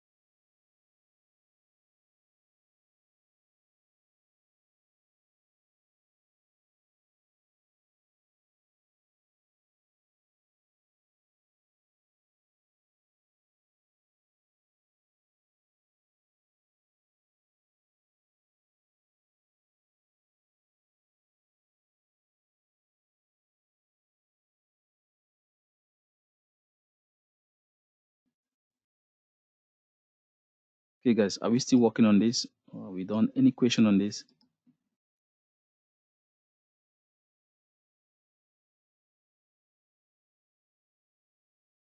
Yeah, I think typing this thing out would really help. You understand the process. It all starts by understanding the business requirement and the previous explorations we did. You can see that it's paying off seriously. We can know exactly the distinct levels of categories. You see, we know the distinct levels of subcategories. Those preliminary investigations we did is paying off. Right? We have a good understanding of the table or the data, and now we can analyze it and also, read the outcome and spot any errors if they occur. You see, so always important to understand the business requirement. Right? So don't pay much attention on the visual. I just want you to be able to visualize this process, but then the building of the visual is a separate model, right? Don't be in a hurry. You will definitely get to that model. It's a lot of fun. Visualization is very strategic, right? So the focus right here is to know how to use this database language called SQL, structured query language. And you see, we are really making progress. See, we've moved from this just returning columns the way they occur, nothing done on the columns. You see, this is just basic. We can say now it's basic, but when we were studying it back then, it was a big goal to achieve. Now we are shifting gears. This is what we want to start doing. You see, performing those analytics. I can change this topic to what? The average sales or average profit for each category. And you have to do the same. Just change this to average. You see, and it's easy. In Tableau, it's a click of a button. I just go to this right here, change average. Now we are looking at average for sales. I can change this to what? Average for profit. That's it. You see, this is something completely different. You see, so it's just a click of a button to make that happen. So right here is total sales, total profit. Right. If you want to change that, it's just changing this to average, and that's it. Right.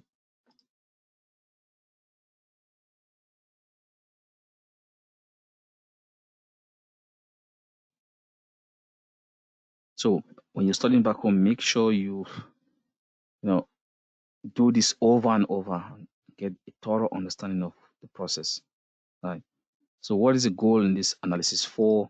We are still looking at total sales and total profit by subcategory. See that?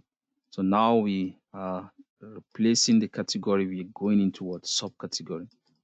So it's the same thing. You can copy that query above and just build and change category. So wherever you see category, replace it and put subcategory. Same thing. We are tracking the same metrics, total sales, total profit. Now we are doing this against the subcategories, 17 subcategories. See, that's it. So we can now put those insights we got from the exploratory analysis. So we're going to see 17 rows return, and we're going to be seeing the two columns, total profit, total sales, for each of those 17 subcategories. We can confidently say 17 because we saw that in the exploration above when we did the distinct levels of subcategory right here. This is where we got to see that there were 17 subcategories. So this is going to be the first column subcategory in that analysis.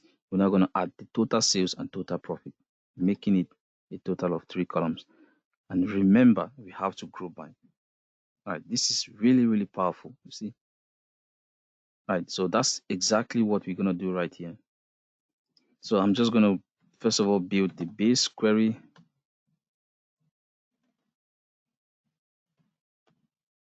Orders, execute.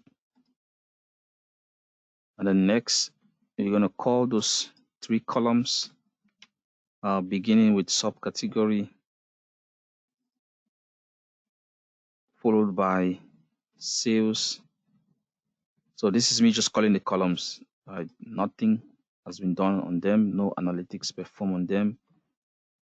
And of course, that's not what the question wants. We need to perform certain analytics on these columns. These are the 3 columns just called the way they occur in the table. All right, we need to do what? Total sales. This is just sales. For us to get total sales, we need to sum up this column, and that's how we end up generating the total sales. This is going to be our total sales. Right? We have to do the same for profit. We asked to return the total profit, not just the profit. So we have to sum up this. If we're requesting the average profit or the maximum profit, we know all those aggregate functions we studied yesterday. We know what to do, right? So that's the focus right here. And if we stop right here and execute, you have to realize at this point that we have a total of 3 columns on our select list profit sales subcategory. 2 of those columns have been aggregated, a sum function on sales, a sum function on profit. So we have a mixture, 2 aggregated columns, 1 non-aggregated column. The rule is simple. The non-aggregated column must be placed in the group by. It is a must. If I stop right here and execute this, I have an error. The non-aggregated column must be placed in the group by. That's an error, syntax violation. I need to do a group by this. Right, execute, see what we get. So I'm showing you all the 17 subcategories. If you look at the list right there, there are 17 of them, and I've added total sales, total profit. So when you put group by on a column, it is showing you the distinct outcomes of that column. That's the powerful thing you see right here. All right, this is very, very important. So when you put group by, it shows you only the distinct outcomes of that column. So when you add the column on the list right here, you get the distinct outcomes of that column. Then next, we add in the total sales and the total profit. This is aggregation. Right, this is very, very important. This is different from you just requesting the 3 columns in the natural state, the detail state. This is aggregation. This analysis will first of all pull all subproducts of the same name or type together, 17 of them, and then we proceed now to visit each group and compute the total sales, which is sum of sales, and also the total profit, which is sum of profit. And that's how we hit our target right here. The sorting has not been addressed. They want us to sort the result by decreasing order of total sales. This is our total sales. Sorting is done through an order by. Please never you make the mistake of doing a sort by. It's not a recognized keyword. Sorting is the English way to describe this process, and the SQL code or the keyword in SQL is order by. And you have to state the column. In this case, is total sales, and of course, the option is what? Descending. So we're going to be getting the highest total sales first, followed by the lowest total sales, and this is it. So phones again has the highest total sales in the subcategory. See, nicely done. Right. So I'm going to pause right here and give you a moment to go ahead and build this query. Please make sure you understand it. And if there are any questions, ask. This is very important. You should be able to understand why select, why from, why group by, why order by. This is very, very important. And that's how we end up hitting our target. This is our target, to understand all the keywords. Sweaty feet will give horrible orders. Use that mnemonics to remember this. And from that mnemonics, if you try to take the order by and you put it after the from, that is a syntax violation. Sweaty feet will give horrible orders. So this has to go in the last, see, as per the layout of the keywords of the select statement. Select, from, where, group by, have an order by. We did not use the where clause. There was no condition on the detailed data. I will show you an example where we're going to use the where clause. We've not also used the having clause because there's no condition on the groups. The next segment of the lecture will focus on the having clause. Right. So this is it. Right. Questions? Okay, I'm going to pause for a while and give you time to address analysis 4. I think we have one more to go, 5. So let me stop right here and give you a moment to build this query, execute it, read the business requirement, take a look at the query again and see if this is fully understood. Please, I would very much be happy to have you ask questions. Right.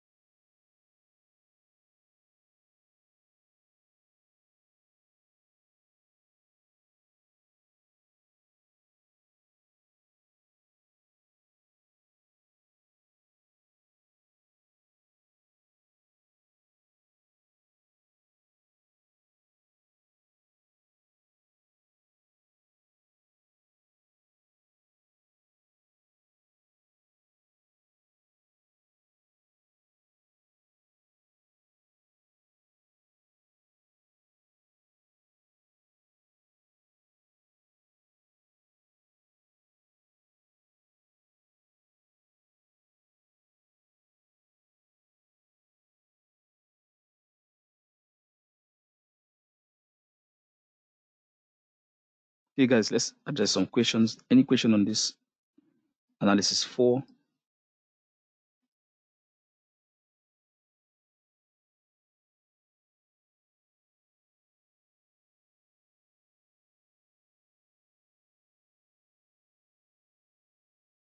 can just duplicate this and kind of change it to subcategory.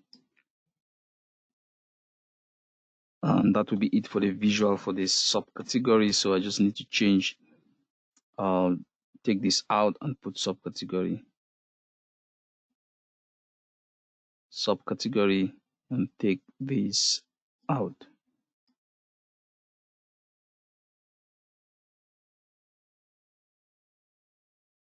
And on the color as well, I'm just going to take category and put subcategory on the color. So all the different, you see the subcategories, this is 17 of them, and we are tracking profit and sales across each. Maybe if I swap it like this, it's better presented. So for each of the subcategories, we are tracking down total sales and total profit. You see each. I can just do that sort right here. Right. Okay, I think always remember to save as we proceed. Let's take a look at the last one. From there, we're going to move to the haven't clause. All right. So let's address the last one in this segment. So we are tracking down the total sales.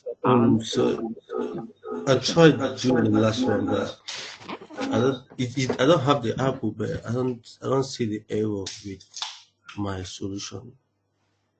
I don't have the execution, but I'm not able to identify what I did wrong on my solution. I think, I'm yeah, trying to solve just let me share your question 5. screen. Yeah. So let me share your screen. We should, let's take a look at it together and we should be able to spot the issue.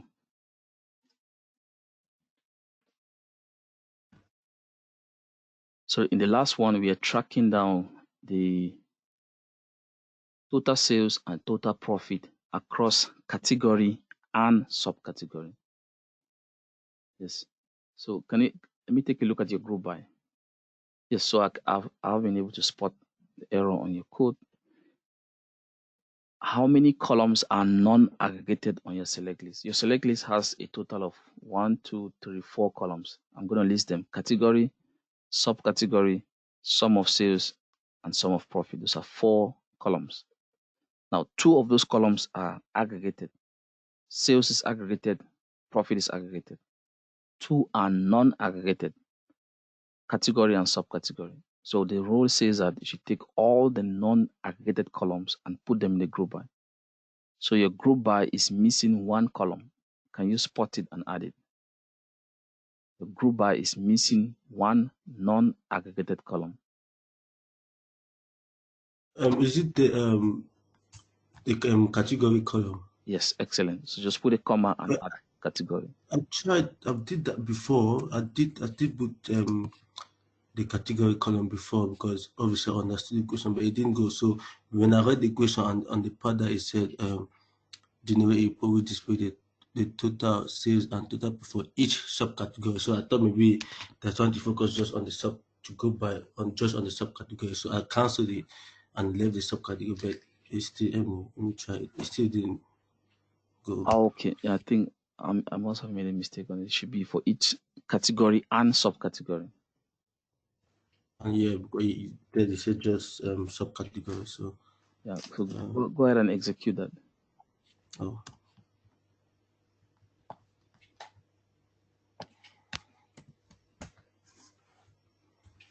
Yes, so that was what was missing.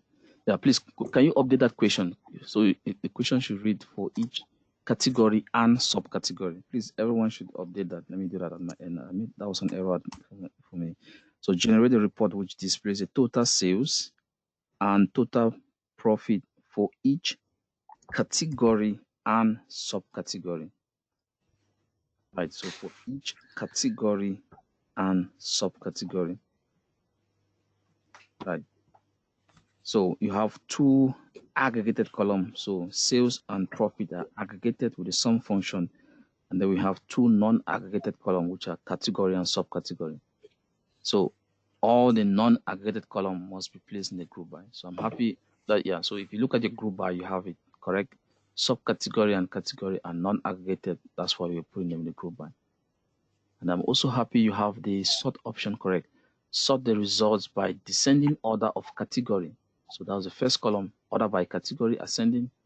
Well, no, ascending order of category, excellent. So you see order by category, ascending, and decreasing order of total sales. I like that. So you put a comma and yeah. So this is excellent. Yes, and you put total sales descending, excellent. You see that? So if you look at the output, if you go to the furniture category, you can see that chairs is having the highest total sales, followed by bookcases. So you can now be analyzing this outcome based on the category. Right.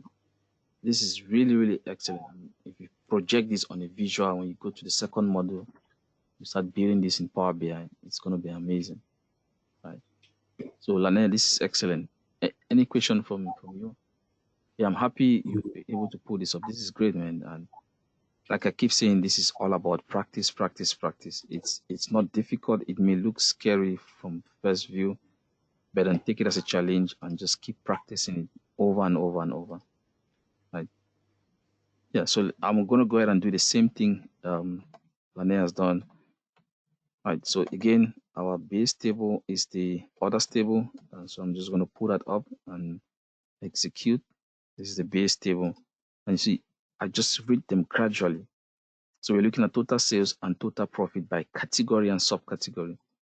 So key columns we need category. So based on reading that requirement, I need category, I need subcategory. Right, I can just target all those key columns and list them out. Right, and we're going to be looking at the sales and the profit. So for now, I'm just going to list them out. So this right here, no analytics has been done so far. I'm just listing out the columns. Right. Execute. No analytics has been done. And all of these columns are non-aggregated. So there's no group by needed. I don't need to throw in a group by in this query. Why? Because all of these are non-aggregated. See, when I start mixing the aggregated ones, that's when I'm going to take a moment and introduce the group by. Right. But then if you read this question, it's talking about total sales, not just sales, but total sales. This is very important. And how do you generate total sales? You sum the sales column, sum on the sales column. That's how you hit your target on total sales, right here. So when you do this over and over and over, you will understand what's going on. See that? Right. Same thing. We are asked to look at total profit, not just profit. So how do you generate total profit from the profit column? It's a summation process. You have to sum the profit column, and that's how you end up getting the total profit. Right. At this point, it is very obvious that we have a total of 1, 2, 3, 4 columns. We have a mixture of aggregated and non-aggregated. This will not go through. See that? It will not go through. We have to group by all the non-aggregated columns. So you just go to the non-aggregated ones, copy them, and you throw them in the group by. Right? And that's what we have to do right here. So our non-aggregated category and subcategory, I'm just going to copy them. The group by goes right here and dump them inside there, you see? And when I execute this, we hit our target. We start by seeing those 17 subcategories right here spread across those 3 categories. You cannot really visualize them nicely. That's why we talked about the sorting. If you start throwing in the sorting, sort the result by ascending order of category. Once you sort by category, you see the layout is going to be much more better. Right here, it's just mixed up. I want to see the zone for the furnitures, go to the zone for office supplies, go to the zone for technology. Now, how can you do that? Ordering. You have to sort that order by this, and the question was very specific on that requirement. Sort the result by ascending order of the category. See, ascending. Yes, I'm happy Lane you were able to, achieve that correctly. And this is the first column on the sort process. Second, decreasing order of total sales. For total sales, you can just copy this, and this should be in a decreasing order. So your order by can have multiple columns. The first one drives the analysis. You see, So sorting will be done by that, and this should be done what? See, decreasing order of total sales. This is our total sales. You now have to put right here decreasing, that's descending. You see? Now if I go ahead and execute this, this is what we have. You see? And now that nice structure you see the furniture zone, we move to the office supply zone. That's because we are sorting on category. We move to technology. And why ascending? F comes before O, before T. If I switch the ordering for category into descending, then it's going to be descending order, the alphabetic lineup from Z to A. So technology is now the top T, first before O, before F. Right. So the requirement was very specific. It was to be done ascending order category. So you have to dismiss this and switch it to ascending. And this is it right here. Practice this over and over and become an expert. Okay, I'm going to pause right here so that you can go ahead and implement this. And next, we're going to start talking about conditions. An example, can you dismiss any row where the profit is negative? That is a condition. And you're not going to use a where clause in this condition because we are looking at the total profit. An aggregate function is involved in the condition. That's when the having clause comes in. Having sum of profit greater than 0, we're going to dismiss this one, anything that is negative. Right? That's the next thing we're going to do. That's when the having clause comes in. So when the condition involves an aggregate function, you don't put it in the where clause. You put that condition on the having clause. So whenever you build a condition, take a look at it and say, hey, does this condition have a aggregate function in it, or is just a simple plain condition? For those simple conditions, they go to the where clause. Any condition that has an aggregate function, mean, max, sum, count, average, that condition goes to the having clause. That's the next thing we're going to see. So I'm going to give you time to complete this analysis 5 and then ask any questions, any clarifications that need to be done. And that will be the end of this script right here. And make sure you save it. Please click on the save button so that you can document everything you've done. Right. So I'm going to pause for a couple of minutes. Let's conclude analysis 5. Any question, we discuss it, and then we close this file and move to the next file.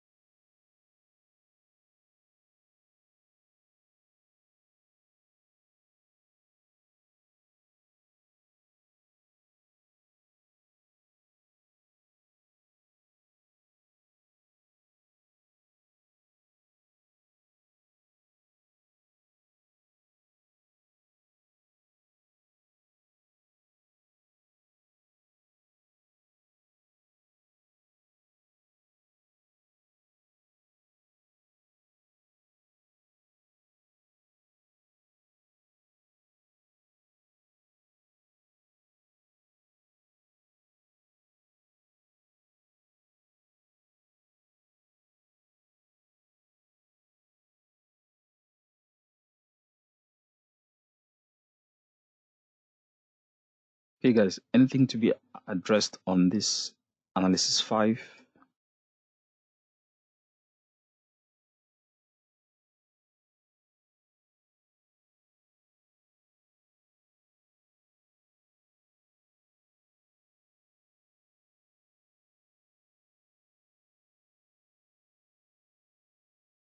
So make sure you update this. It should be for each category and subcategory. And that's why we have it. Each category and subcategory, and we are tracking the total sales and the total profit. Remember, we have to group by the non-aggregated columns, which are in this case category and subcategory. So remember, our target is this. We have to have a full understanding of this process. And so the last thing we're going to address is this one right here, the haven't clause, which is just like the where clause, also carries a condition. But why should we have two clauses that address conditions? One is for group data with aggregate functions, and the other is for non-aggregated conditions that don't involve an aggregate function. You see? And that's it. You will see this a lot in interviews. They want to make sure you understand the difference between the haven't clause and the where clause.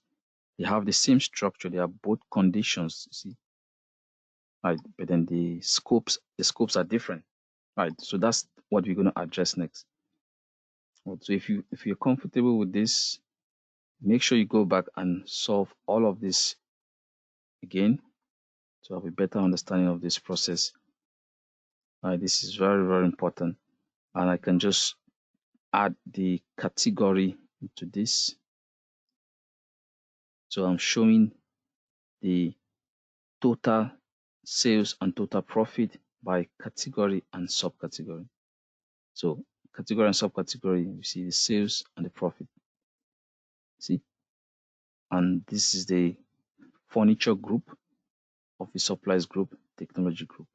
We go to the subcategory side and we see the different. You see, these two are in the group by, right? And these are the two metrics we are tracking: sales and profit, right? Okay, I think please save this.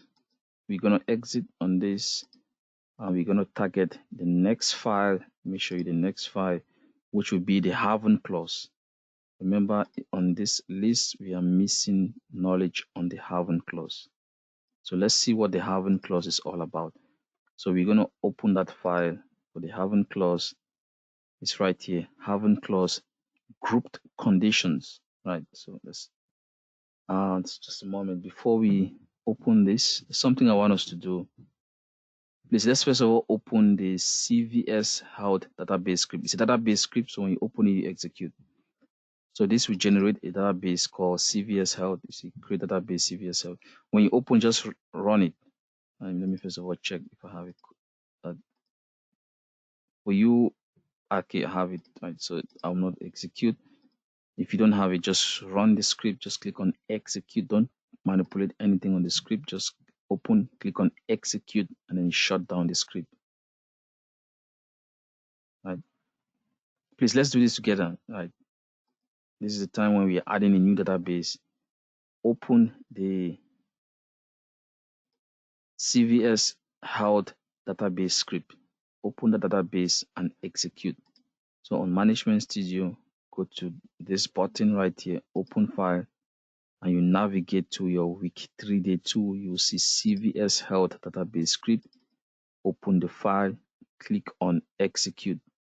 Once it's executed, close it. If you have any error on the execution, let me know.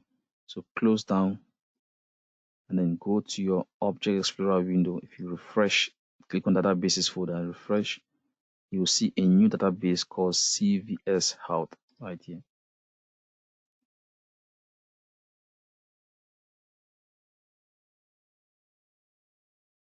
Right. I want to make sure everyone has that new database CVS Health is right here.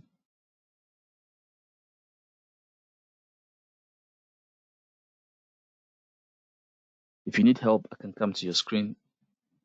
So open the CVS Health database script, execute. Once it's executed successfully, please don't forget, close the script. You can only execute it once. Close the script. So I need help. Okay. Lanita is going to share the screen.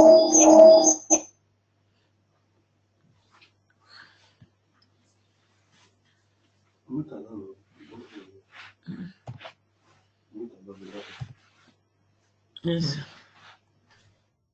Did you see the request? I just shared your screen. Yes. Okay. Yeah. Okay. So let's do it together. Can you maximize your screen? Okay. Click on that button to open a new file. The new query. No, not a new query, a new file. You know how to open a file in SQL. You can go to the file menu, or you can go this button right here. Excellent, right there. Click on that. That's open file. You click on that. Now it will take you to your computer. Now navigate to your class folder. Go to your week 2, day 2, and you will see the CVS health database script we are trying to execute.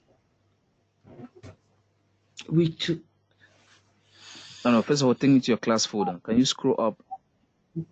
Scroll up on the left hand side. This is scroll bar. No. Go out of this. Scroll on the left hand side. On the left hand side, just scroll up. You go to documents. No, or the desktop. Yeah, keep going up. You see desktop. Yes, click on desktop. Excellent. You see your BI stack. That's the class folder name. Open that. And then go to SQL database programming. Yes. And go to week 3, day 2. It looks like you've not downloaded the lecture materials for today. Where it should be in your downloads folder, maybe. yes. Good. Okay, go to downloads. Please make sure you arrange all your class files. If not, you will definitely get confused down the line. So go to downloads. It's below desktop. The downloads folder is below desktop, yeah, and right there, downloads. And try to see if you can find. Okay, so CVS Health. Yeah, double click on that. It's the first one. Just double click on it. It's going to open. Excellent. Now just click on the execute button.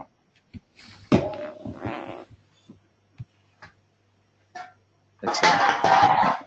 Now once you do that, close this file. Close the CVS file. The X button next to the yellow on this CVS Health database. The X button. It's an X. Okay. Just click on it right there. Excellent. That's how you close a file. Click on that. It closes the file. Yeah. Okay. And then I'm going to stay on your screen. We're going to do the second one. I have provided you with a file called Starbucks. It's an Excel document. We're going to create a database called Starbucks, and then we're going to call that file into that database. That's an import.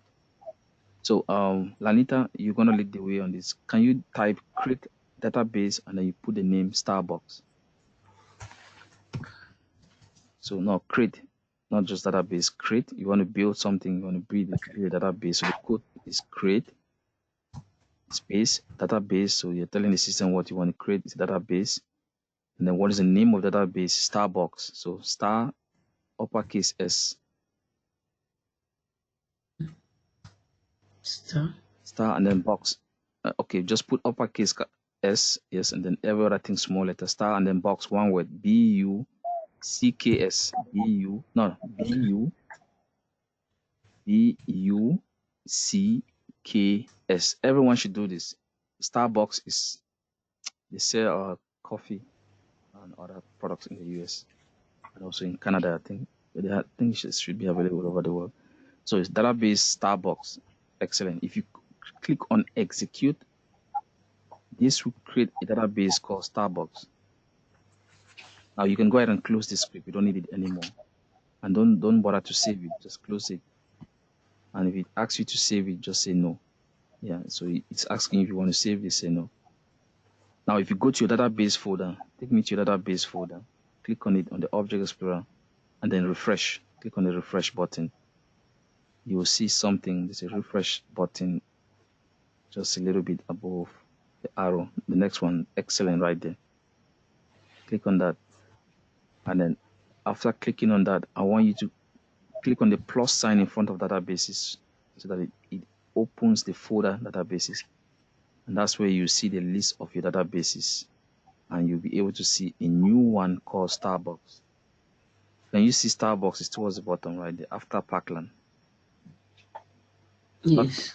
Yes. Can you point to it? Put your cursor. Can you click on it right there? Excellent. So I hope everyone is following what we're doing on the Lanita screen. And then just like what we did for Global Superstore, it's the same thing we're going to do for Starbucks. We're going to import. So Lanita, you will now right click on Starbucks and begin the import. So right click. So just stay where you are on that Starbucks. Right click. Yeah. Yeah, when you right click, I will know because I'll see the options listed. Just right click.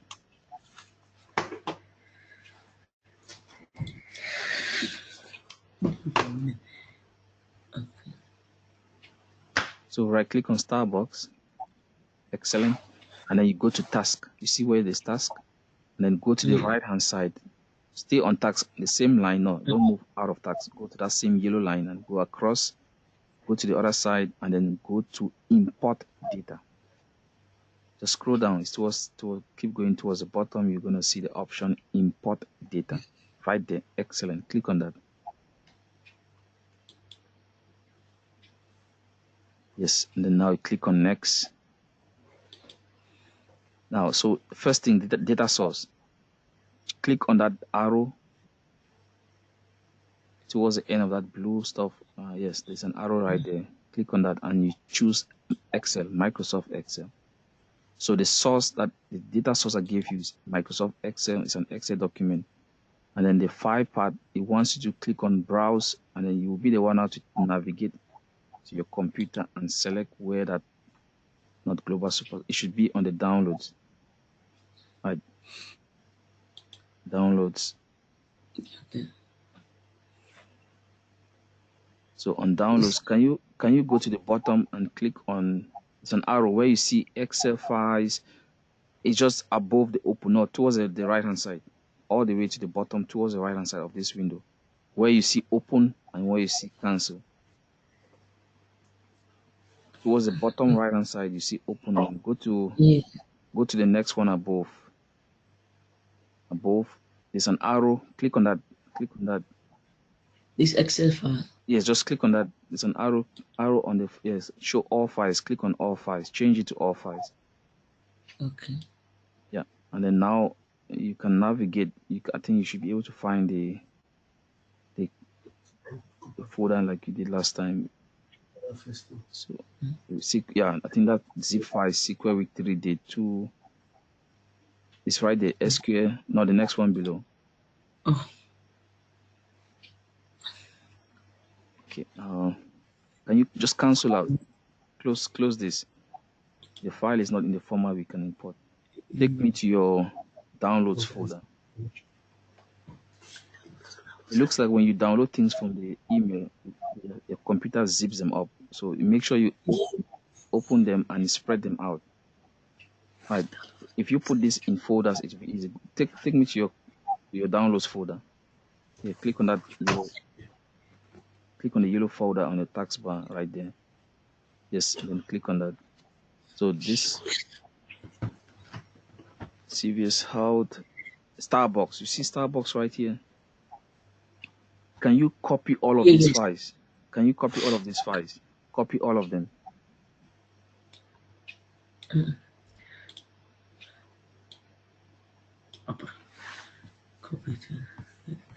can click one after the other.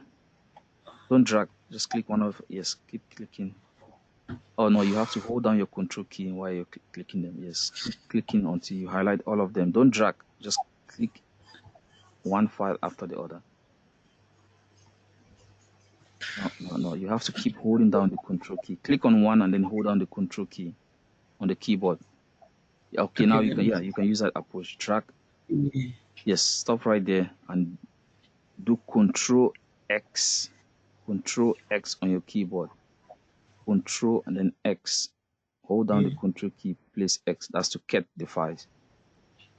And then now take me to your class folder. Desktop. Go to desktop. desktop, BI stack. This is what you should do before the class. So it looks like your computer, when you download from the email, it zips them up. So you have to extract week 3, go to day 2, and then you paste it. Control V. It looks like it did not copy correctly. Let's repeat it again. Go back to your downloads. Yeah, just click on the back button.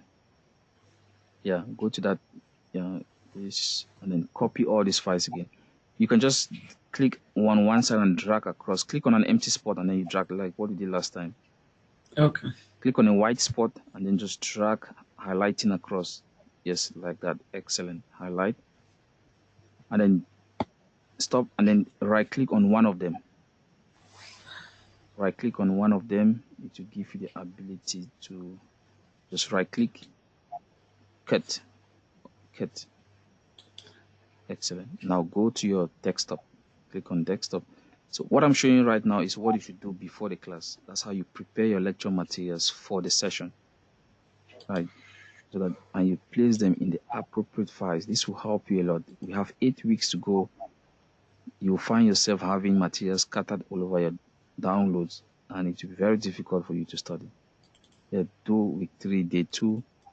Excellent. And then do paste, Control V. Control V. Yes. You see, it is copying all those files from that zip folder into the week 3, day 2 folder. Please, if you're in class and you don't have your folders organized like this, you're heading towards failure. I keep saying it. So you have to organize every week. You're having too many files. Yes. So now if we go to do the import, we know where Starbucks is located. It's in week 3, day 2. So go to Management Studio. We're done with this part. Excellent. Go to Management Studio.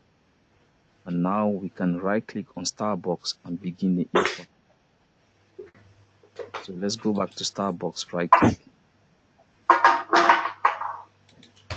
Excellent. Go to task. Stay on that same line on task. Go to the right hand side and then go to import data. So during import data, the system will always ask you where to find the file, and now you know exactly where to find it. So click on next. So the first thing the system wants you to do is to declare the type of file. That's an Excel document. So click on that drop down and select Excel, Microsoft Excel. That's our data source. And then now you browse. You see, on file part, you have to browse so that the file part will be shown. Here, browse, and then now go to your class. No, that one is fine. Go to desktop, and you can start navigating. You know exactly where to find that Starbucks Excel document. Yeah.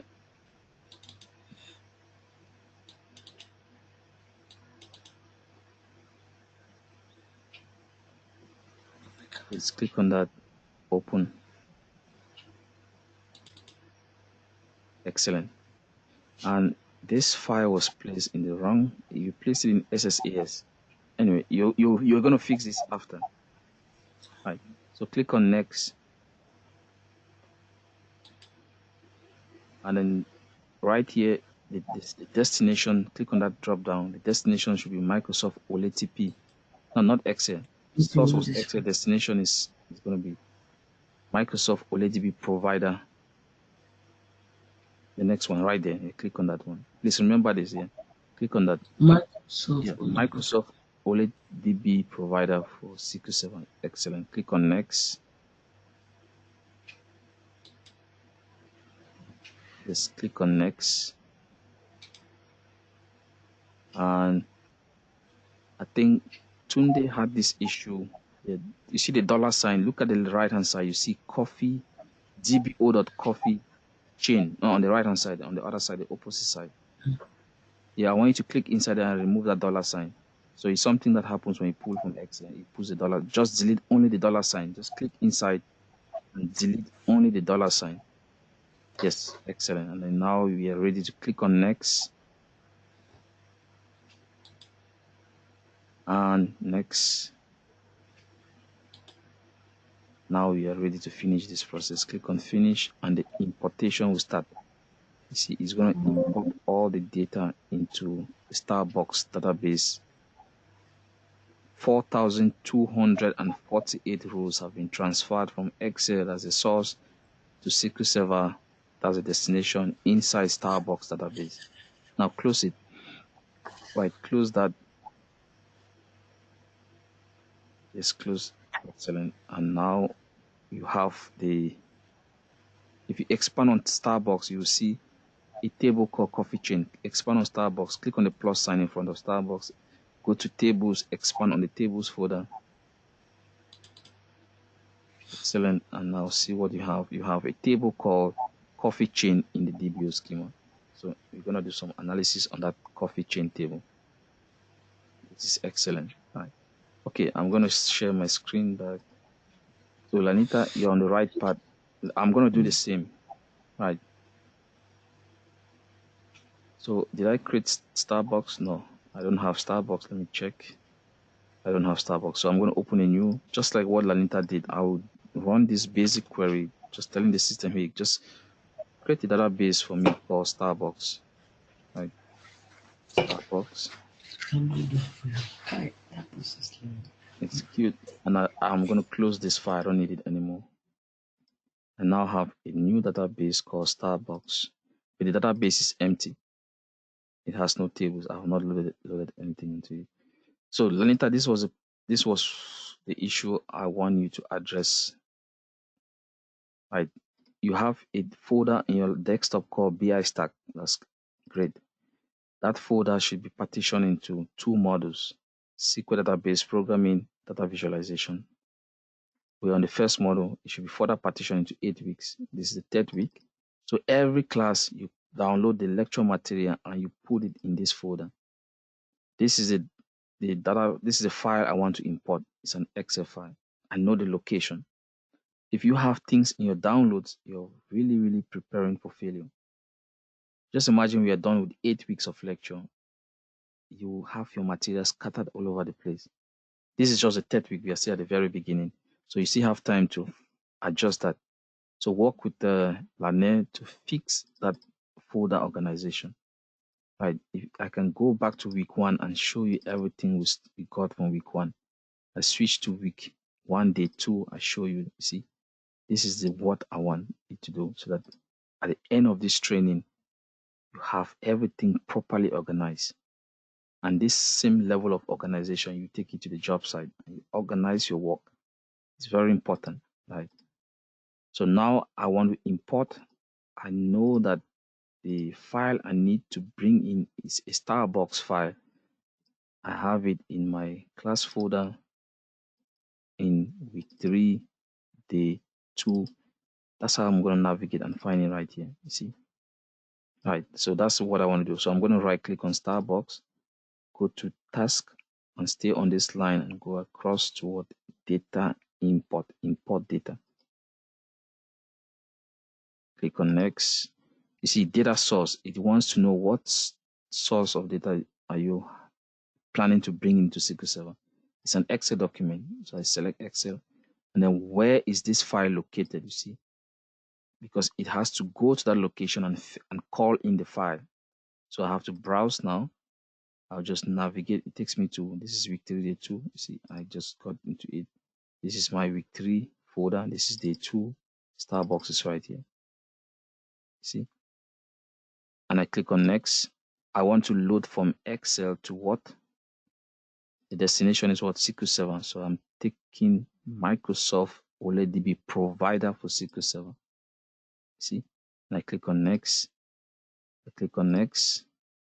And then this right here, this is on the left hand side, you see how it's presented in Excel. On the right hand side, this is the destination, how it will look like in SQL Server. It will go into the DBO schema and the table name will be called coffee chain with the $sign. I don't need the $sign. I just double click inside and delete the $sign. And I see, and I now click on next,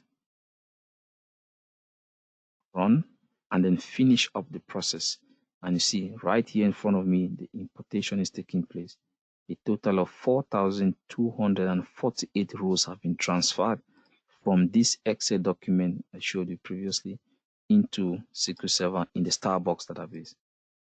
And this, so I have to just refresh my Starbucks. and inside you see the table is what? Coffee chain in the what? DBO schema. See? All right. Anybody has issues with this Starbucks? So there were two. First was the CVS Health, just open and execute. Second, Starbucks. I gave you in an Excel format. You have to do a lot of steps to call into SQL 7. Right. So now we should be ready to target the next file, which is that the haven't clause. So if you go back to your class material, you see that haven't clause. So it is very important to prepare these files before the class. I don't want you to struggle to find the file. Just download it and then you transfer it to the appropriate class folder for that week. So this is the next one we're going to study. This one, haven't clause, grouped conditions. Right. And how do you open this file? You go back to Management Studio. I want to open in the Management Studio. That's why I'm going back to Management Studio. And I'll do, this is the icon to open the file. You see, open file. Or you can also hold down the Control key and press O. That's this high-level professional way to do that. Right. So yes, I can just go ahead and click this. And then I navigate. This is right here. The haven't clause, that's the file I want to open. That's a SQL file. You can open it. And this is it. And now we can just go through the lecture together and study this. So why do we need the haven't clause? Filtering grouped data. And that's the instruction right here. Use the haven't clause if the condition involves any aggregate function. So what are the aggregate functions? We saw, I'll just put the list right here. We started by looking at the min function. The next function we saw was max. So whenever your condition involves any of this function, you are looking at using the haven't clause, not the where clause. Count. The functions are not many. There are just 5 of them. And then the last one is average, AVG. So if you have a condition that is looking at this, give me cities where the average sales is more than 1 million. That's a haven't clause because average is involved, average function on sales greater than 1 million. See, that's what we want to study in this segment. So it's things that you already know. And so let me take an example. Let's look at an employee analysis. We are using the employee database. I connect to it first. You see, this is a question right here. Find the total number of employees per job. We did this question previously. So I'm showing you each job. Let me show you the table right here. So we are showing you each job, and then we are looking at the number of employees for that job, and we're just counting the employee ID. So how do you count the number of employees? You can better do it by counting on the employee ID. You see? So I'm showing you each job, and I'm counting on the number of employees, and I'm using job name on the group by. See, this is aggregated count. This is non-aggregated. It has to go into the group by. In fact, let me build this up front gradually. I think it's better when you see it being built right in front of you. You have the script, so you can just execute, right? But let me build it, right? When you're studying, you have to build it yourself again. I don't want to waste time on too much time on this. Let's focus on the understanding the concept, and then you can practice it back home, right? So this is the table we're using, right? That's the base square right there. Let's read the question. Find the total number of employees per job. So you show me each job and tell me the number of employees in. Same thing we did for the number of subcategories per category. We are counting the subcategories in each category. So what do you do right here? You're going to show the job name column. That's the first thing. So for each job, tell me how many employees have that job name. And so what are we doing? We are counting the employees. So we are counting the word employee ID. When you export that table, you see an employee ID. This is it. If I stop right here and execute error, we should understand why we have this error. Let's read through. We have 2 columns. We have employee ID. We have job name. Employee ID has been aggregated, count function. Job name has not been aggregated. The rule is very simple. Copy the non-aggregated column and put it in a group by. So all employees that have the same job name, put them in one group. That's the meaning of group by. And then show me that group and count the number of employee IDs in each group. That's the return part. So after grouping by job name, show me each group and then count the number of employees in that group. Simple and straightforward. And that's what we get. There are 2 analysts in the company. There are 4 clerks. There are 3 managers. There's 1 president. There's 4 salesmen. That's it. And I can just make sure I have this properly documented. This is number of employees. Let me just squeeze that. I want to use the same naming that was used for this. You see how they use this for the spaces? So I'm going to do the same number of, so this number of, instead of putting space, we use that to connect. That's the snake methodology. So number of employees. See that? As long as I've connected the words with this, I don't need a square bracket. When you don't put this and you put a space, you will need the square bracket. You see that? You will need to put the square bracket. Right. So I can connect the spaces by putting that underscore. So the words are connected. They're now presented as one. That's a snake methodology. And then if I run this, I get that. So I'm showing you each job name and the total number of employees that have that same job name. So there are 2 analysts in the company. You see that? This is really, really fantastic. Right. Now, if you look at the follow-up, only show jobs with more than 3 employees. How did we get the number of employees? It is through a counting process. So if you want to build a condition, it will involve an aggregate function. All right, let me build a condition so that you see. So we're going to simply take this greater than 3. That will be the condition, this greater than 3. As a data analyst, when you see a condition like this, which involves an aggregate function, this condition cannot be placed in the where clause. Let me show you the mistake that most people will do. The where clause gets into this position that sweaty feet will give horrible orders, and then you put that. This looks correct from a syntax perspective, but when you execute it, you get an error. And this is it. An aggregate may not appear in a where clause. You've put an aggregate function in a where clause. What did we say right here? Use the haven clause if the condition involves any aggregate function. I've listed the aggregate functions right here. The condition we are currently dealing with, it has count. We use this logic to count the number of employees.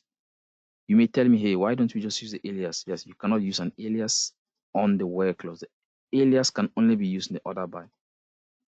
If I copy this alias and I put it right here, avoiding the use of the function, it doesn't help. The system gives me a red flag. It doesn't recognize the alias. Alias is only recognized on the order by. This is very important. I will explain to you why this process. So let's go back to this. You cannot put a function on the where clause. That's where the difference comes in between the where clause and the haven clause. This is a condition. But when you see that your condition involves an aggregate function, always watch out. This is a very important statement. It's very simple, but very important. Use the haven clause if the condition involves any aggregate function. And these are just the aggregate functions right here. This is a condition. It involves an aggregate function. We are looking at count of employees greater than 3. That's it. Only show jobs with more than 3 employees. So number of employees greater than 3. This is, and how do we count? This is it. So you have to dismiss this. I'm going to keep this condition, dismiss this, and put the haven. Haven goes directly below the group by. Please always remember this mnemonic. Sweaty feet will give horrible orders. Sweaty feet will give horrible orders. So what does that mean? Select first from Second, where I did not use a where clause, but if we were to use it, I'm going to put it right here in between, right there. See, give, that's a group by. Horrible, that's the haven't. And then if I want to use the other by, I'll put it right here. See that? So this is now accepted when your condition involves an aggregate function. Don't think twice. It is a job for the haven't clause. Now this is excellent. And you see, if I run it without the haven't clause, the analyst will go away because it's not up to 3 employees. So we're looking at greater than 3. This will also go away. This will go away. You see? So I'm now reducing the number of rows. That's through a condition. Execute. So only the clerk and the salesman job names have more than 3 employees. That's why we return this. So what you've learned here is very powerful. The where clause and the group and the haven't clause, they both accept conditions, this and this. When should you use this? When the condition does not involve an aggregate function. When should you use this? When the condition involves an aggregate function. And this condition right here is what? You see, an aggregate function is involved. That's why you're putting on the having clause. So this is it. More examples on this, you understand it better. I want to stop right here. Is this understood? So please, this is the key message right here. Use the having clause if the condition involves any aggregate function. I can just stay right here and challenge you with the question I got from LinkedIn. I think you have that question. Let's go to the materials for today. 1, 2, week 3, day 2. Right here. Open this concept check MCQs. This is a question that is testing your knowledge of what I just explained. Let me go all the way to the top, the first question. Right here. Very simple thing. They start by asking you, let me see if I can zoom into this so that it fits on one window. Right here. Is there an error with this query? They really begin simple. Is there an error with this query? First question. If so, which statement best describes the problem? And what's the problem? You see, an aggregate function is right here. This condition involves an aggregate function, and we are using it in the where clause. This is not going to execute. It's the same thing we tried doing right here. When I wrote that condition the first time, I tried putting on the where clause. Right? It will not execute. Right? So let me put this and I indicate an error. So this is a condition. Remove this condition, put it in the where clause. Where clause should fit where? Select from where, after from the where clause. Where right here.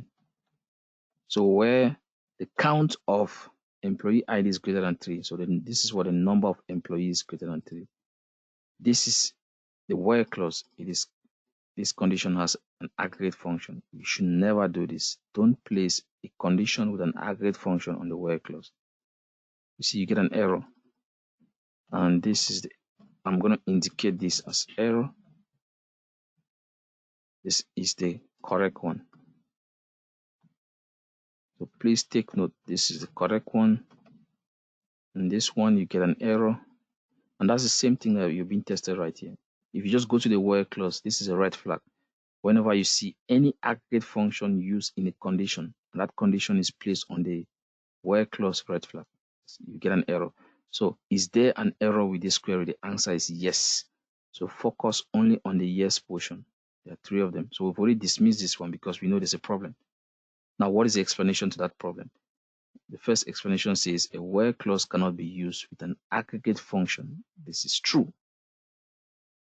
A where clause cannot be used with an aggregate function. The second one says yes, the where clause should use the subtotal alias. There's another error. You cannot use the subtotal alias. Right. Let me show you another error from that. This is one error. Let me show you another error. When you try to use the subtotal, the alias, what's the alias right here? Number of employees. I try to use it on this. Instead of saying the count of employee ID greater than 3, I go here and put the alias, which is what number of employees is greater than 3. This is me using an alias on the where clause. It's not allowed. This is also an error. It tells you that this column is invalid. This is not the column that is built in the table, originally from the table. Any alias you build, you cannot use in the where clause. You can only use in the order by. You see that? So this is error, this is error, and this is the only correct one. This is an aggregate function involved in the condition. It goes to the having clause. So if I go back right here, the correct answer is this one. Yes, there's an error in this code, and the error is what? You cannot use an aggregate function in the where clause. That's the error. Don't be confused. You can group by and order by the same field. It's not a big deal. It's not an error. You cannot group by and order by the same field. No, these are two different things. Ordering and grouping, they have no interference. So you can group by order ID, you can order by order ID, same field. It's not an error, right? This is very, very important now. We've just opened something that is very critical, right? Always remember this. Whenever you write down a condition, pause and look at the condition closely. Does the condition involve an aggregate function? Right? So the alias right here is that an alias cannot be used, a column alias cannot be used on the where clause. Right? This right here, number of employees, is a column alias. A column alias cannot be used in. I usually don't like type. I just like telling you where you should use it. A column alias can only be used in the order by.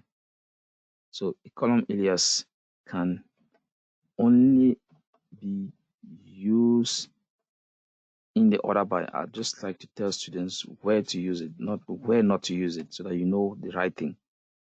And any other thing out of that right thing is wrong. So a column alias can only be used in the order by clause. This is only a spot where you can plug in a column alias and it will work. So if I take this right here and I put it right here, you see, order by this, the system approves it, but why does it give you an error right here? Like I said, I will explain this later on, but for now, just know this. You cannot use a column alias any other spot, only in the order by. It is approved right here. If I dismiss this query will not give an error. If I run, it's going to go through. I've sorted now. You see, I've sorted. This is ascending. 1, 2, 3, 4, 4. See, right. This is very, very important. Let me go back to this. So first, you cannot use an aggregate function in the where clause. So the explanation right here is you cannot use an aggregate function in a where clause.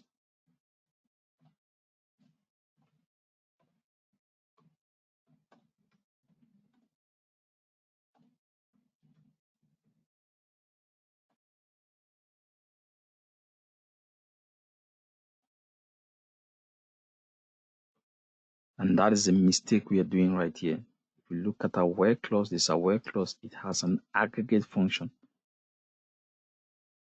This is a no-no. It's an error. Execute error. What's the second error? So if you call this error 1, what's our second error? Error 2, we switch, instead of using this, we said, okay, let's try the alias. We took the alias and put it. See? And what's the error? A column alias can only be used in the order by. You see? Well, this is us using in the order by. It doesn't complain. But why does it complain right here? I'll explain this later on. Just know this, even if it's to memorize this, just hold on to that for now. When the explanation will come in, you understand the reason, right? And then now this is the correct one. Aggregate functions in conditions go to the having clause. So aggregate functions in conditions go to the.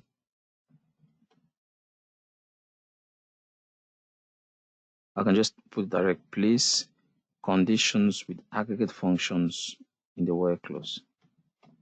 Or to make it much more imposing, all conditions involving aggregate functions must be placed in the where clause.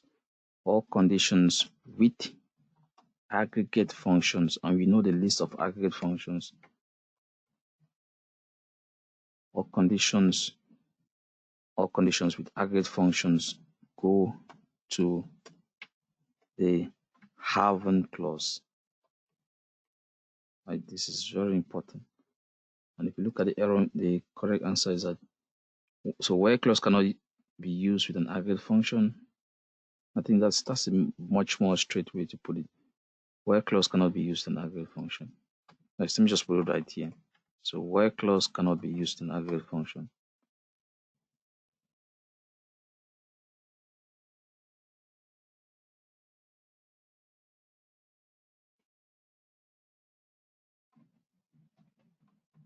Right. This is simple and straightforward, and that's a violation right here. Where clause cannot be used with an aggregate function. Cannot do that. Right. What is the violation right here? A column alias, this is a column alias. See? So whenever you build a new logic, it shows up without a column name. You put an alias, this is it. This is not a column that is originally found in this table. That's why we call it an alias. If you do select star from this table, you will not find number of employees as a column. It is not an original column that is found in this. Only spot where you can put a column alias is in the order by. See, that's why I keep it simple. A column alias can only be used in the order by. Right, so we try to use it here in the where clause. It fails. It's an error. Right, take your time and study these key errors and know the correct one. And let me see how they place this. Right. So a where clause cannot be used in an aggregate function. So any condition involving, so all, this is highlighted, all conditions. There's no exception. All conditions with aggregate functions go to the haven clause. There's no exception to this. Right? As you spot this, it goes to the haven clause. If we take more examples on this, you better understand it. Now we are looking at the star box analysis. See? Now we can connect to Starbucks. We all have the Starbucks. And let me run the first query on just asking all the columns from the coffee chain table. Run that. And this is it. You see? So what analysis do we want to do right here? We are asked to generate a query that shows the total sales and total profit by product name. Let's first of all identify the columns. Total sales right here. Sales, we're going to need this sum up. Profit is right here. What is product? The product name. This is a product. So these are the three columns we need. 1, 2, 3. Right. And what are we going to do? So show me the product and report the total sales and total profit. We've done something similar previously on the Global Superstore. We asked to get the total sales and total profit, not just sales and profit. So we are summing them up. See, why do we put product on group by? Because it is non-aggregated right there. And this is it. So if I stop right here, this is the analysis. I am showing you each product and I'm reporting the total sales and the total profit generated. The manager wants us to exclude any products with negative total profit. The condition is not on profit as a column. It's on the aggregation of the column, which is what? Total sum. So that condition involves a function. So this is very important. We're excluding any products with negative total profit. Let's go to this output. So we're looking at the total profit negative. This goes away. Green tea. Green tea is generating negative profit. You see, what is healthy for us, we don't consume it. We instead go for those. So you see, green tea is generating negative profit. We have to dismiss it from this analysis. That's it right here. Exclude any products with negative total profit. See that? So in this analysis, we have to dismiss green tea. See, sorry, we have to dismiss the product with negative. So this row has to go away. Please take note, this is not, you cannot go and build this condition on the where clause. let me address the issues. So let me replace this, take it to the where clause, put it right there, and transform this into what? Where. First mistake, our condition involves an aggregate function. We've just seen above that aggregate functions cannot show up on the where clause. We cannot, same thing right here. Where clause cannot be used with an aggregate function. Somebody might say, hey, why don't we just dismiss this and make it, this is now correct. But unfortunately, you see, it doesn't reflect the equation. We are not looking at individual profit. We are looking at total profit. See, we are excluding any product with negative total profit, not negative profit. So if I run this query, see what happens. This is not the correct way to do this. See, this is very important. Although it seems as if it has executed correctly, we've kicked out green tea. Green tea. This is even wrong. Let me go back. Let's remove this. Let's run this to the green tea right here, negative that. See that?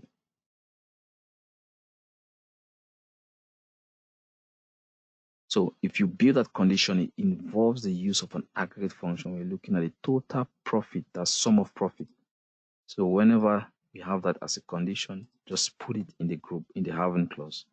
So having this, if you want to exclude negative, so let's make it greater than 0. So that if you want to show only negative, that's when you do this. See, this will show only negative. Then just one will see green tea. But we want to, this is what we want to dismiss, not include. Exclude any products with negative total profit. So you have to watch out on how you put the sign. It should be greater than 0. So you see, the focus is on the positive side. Anything greater than 0, that's positive.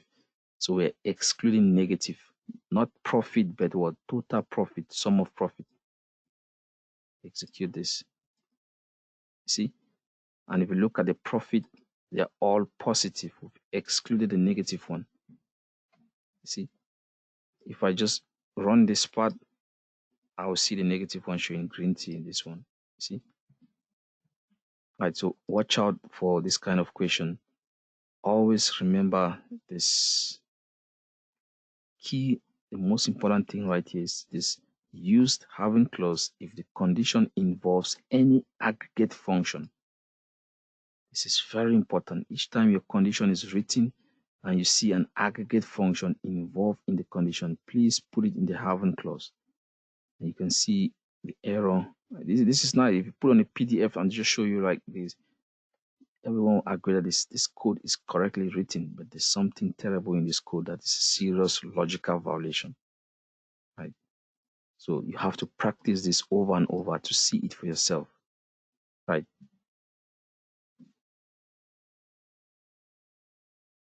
I did, oh, that's a wrong, okay, we are now on this side. So this is it, this is the, putting everything together, this is the solution you arrive at. See, we are showing, first of all, started by showing each profit, each product, total sales, total profit. So you have to understand why product is on this group by. And then additionally, we're told to exclude any products with negative total profit. This is how we get the total profit, which is what sum of profit. To exclude negative one, we have to make it greater than 0. So it stays on the positive side of the number line. You see, now that's it. Green tea has been kicked out, right? And this is it. Let's do the second one. It's basically still on the Starbucks analysis. Generate a query that shows the total sales and total profit. Again, we are tracking those two things by state. Do we have a state column? Let's see the table and understand what we need to do. Let me just put a select star from the table so we can start. So first thing is to read, understand, and then try to identify the resources in the table. We've heard about total sales, so we're gonna need the sales column. Total profit, we need the profit column, and then by state, we need the state column. Can we identify those in the table? We have state right here. we have profit right here, we have sales right here. So for each state, so all, you see, these are records from Colorado, the state of Colorado. This should be into one group. So group by state is mandatory, it's going to be needed. And then we go now to Illinois. We have to group all of these transactions from Illinois into one group. That's why the group by state will be needed in this question. You see, this is it. So I'm showing you the state. State is a keyword, that's why it's colored like this. I'm showing you each state. I'm summing up the sales as total sales. I'm also summing up the profit as total profit. I'm grouping by state all the transactions coming from the same state, put them in one group. That's the meaning of this. And then visit each group and sum up the sales, sum up the profit. Right? You see that? So I've addressed this. Let me dismiss this condition. We're going to build it together. Let me show you. So I've addressed all the way to this. You see? Now the next one, sort the results by decreasing order of total sales. Total sales is an alias. We did say that you can use the alias in the order by only. So if I put the total sales right here, the system accepts it. It doesn't complain. Right? So if I run this, see what we get. We are now showing each state in the United States. This is US data, right? And we are tracking down the total sales and the total profit. See, that's this part we've answered. This one right here. Generate a query that shows total sales and total profit by each state. So we're showing the state, total profit, total sales. Right. Always read the requirement and then check out the query. Right. And then we are sorting by total sales descending. So clearly from this analysis, we can see that the state of California has the highest total sales, followed by the state of New York, followed by Illinois. And if you go towards the bottom, you see that New Hampshire has the lowest total sales. New Mexico, all of these are towards the bottom. You see, this question is not complete. We needed to do some exclusion. Exclude any state with total sales less than $30,000.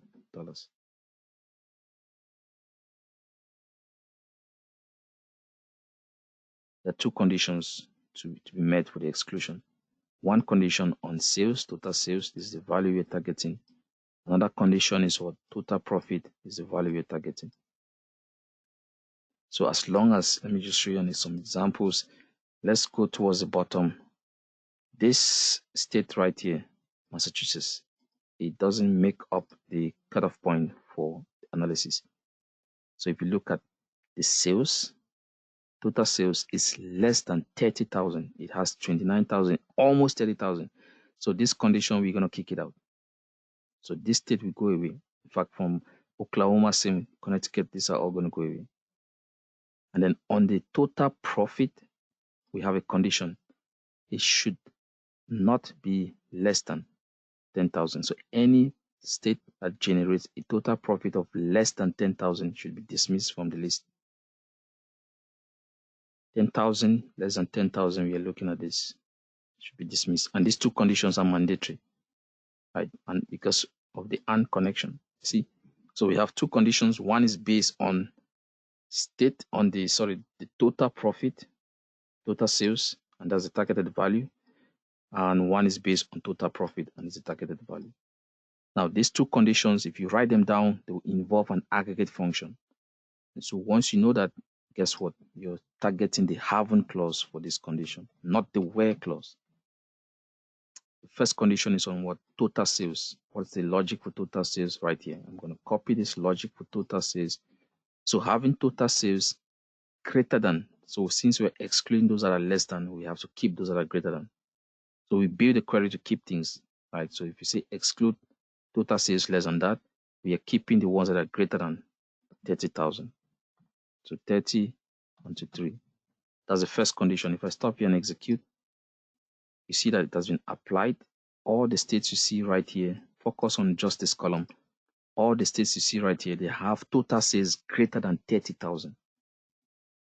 So this condition has been applied, has been implemented. All of these states listed, their total sales is greater than 30,000.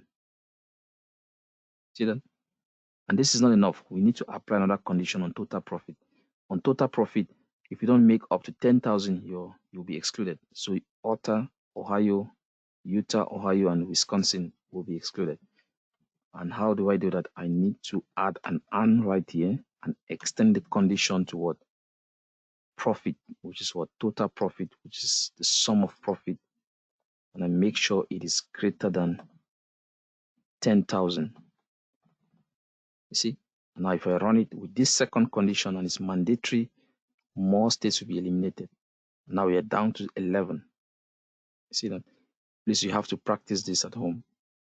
This is a condition that involves, these two conditions involve, they have the aggregate functions.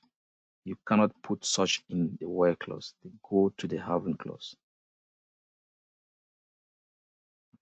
Putting everything together, you arrive at this.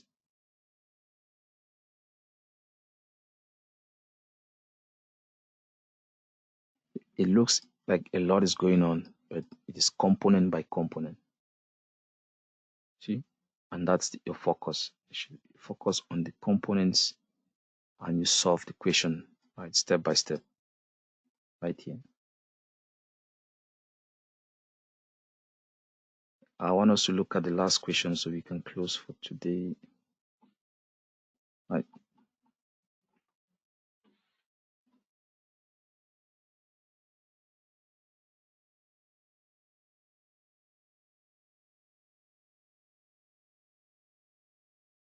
Okay, let's go back to the global store, global superstore. Let's connect to it. So what are we looking right here? We've solved this question previously, and we just need to add a condition. We've solved this question today.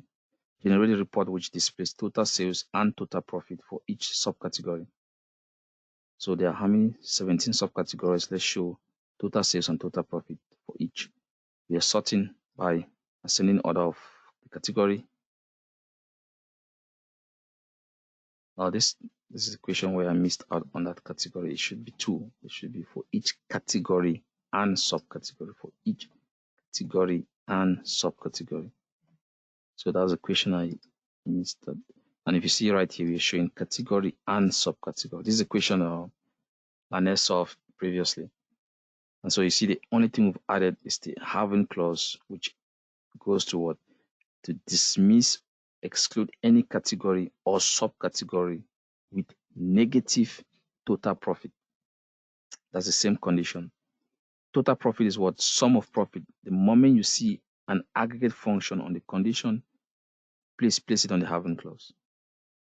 So previously, this is what Lanet solved. You see, we did not exclude any product, any category or subcategory. All 17 of them were showing up. Category, subcategory, total sales, total profit. Nothing was dismissed. But then this is a condition we're going to put. Exclude any category or subcategory with negative total due. It's a condition on the having clause. Why? Because we're looking at what total profit. How is total profit computed? It's the summation on the profit column. If we write down this condition, it will involve an aggregate function. That's why I'm taking it directly to the having clause. I cannot put it on the where clause. And for positive or not negative, that's greater than 0. And if I run this, it's going to reduce. So one category was dismissed. So one category had a negative profit. So dismiss that category. I'm interested to know which category was that. Let's go back to, I can just switch this to this. It will show you the negative one. So that's the one that was dismissed. Furniture had a negative total profit. That's the one that was dismissed. So exclude any. So to exclude that, that's when we reverse the sign to greater than. So we are excluding the negative one. And now you don't see furniture. That it was. Well, let me check this again. The category was furniture. What was the subcategory? Let me investigate that. Tables. Yes. Tables generated a negative profit. So when I reverse this, you will not see furniture tables in the list. This is a furniture zone. It's normally supposed to be 4. So tables kicked out because it has a negative profit. Okay. Let me just go ahead and complete this so that, yeah, this is going to be the last question for today. I think we've talked. I'm going to push this to next week or during the lab session. All right, let's address this one question and then we go and we call it a day for today. So this question is interesting because it's going to give you a where clause approach and a haven't clause approach. Right, one very interesting question. So generate a report which displays the total sales and total profit for each country. What are we using? Global Superstore. Sort the result by country using default sort order.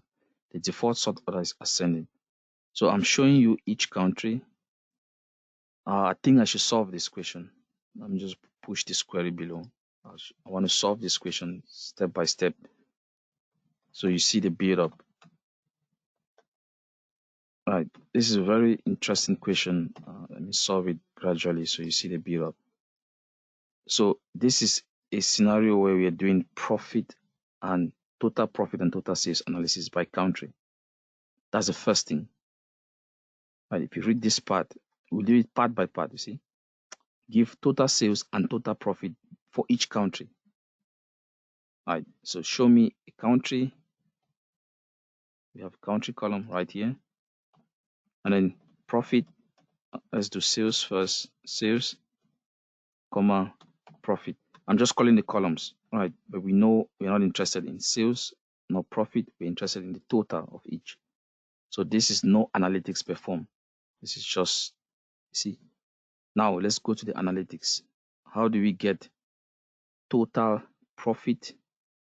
So let's begin with total sales. How do you get total sales? Is when you apply summation on this column. That's how you get the total sales. Let me just put this in uppercase T, uppercase S. That's total sales. How do you get total profit? What is that? Total profit, you have to apply the sum function on profit. This is how I want you to solve this step by step so that you really understand the flow of this. Right? We're not just putting these functions because we want to put them. It's what the business requirements states. Right? And now if you stop right here and execute, you've done some adjustments on this. It's not going to execute. Why? Out of the 3 columns, 2 are aggregated. Sales and profit are aggregated through sum. Country is non-aggregated. What do we see? Put the country, the non-aggregated, in the group by. That's how you solve or fix that error. So you have to group by country. Execute, and this is what we get. We are now showing each country and the total sales and total profit generated. Right. There was a sorting that needed to be done right here. Sort the result by country using default sort order. The default is what? Order by. The default, sorry, is ascending. So I need to just put order by. We told to order by country default, and the default for sorting is ascending.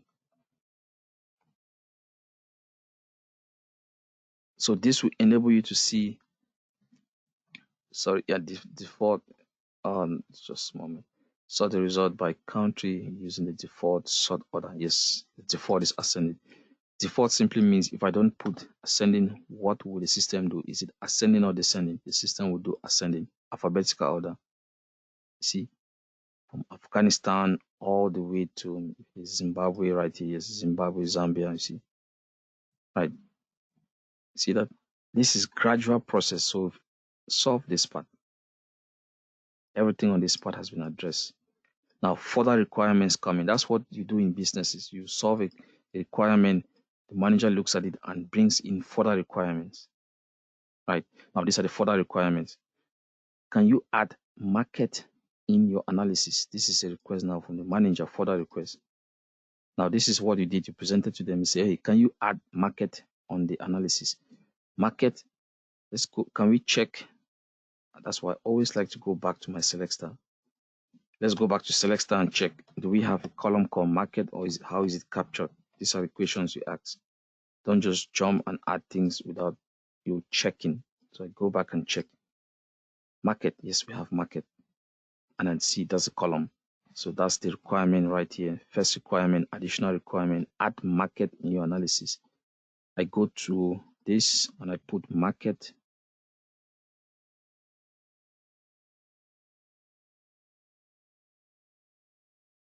Come on, see that?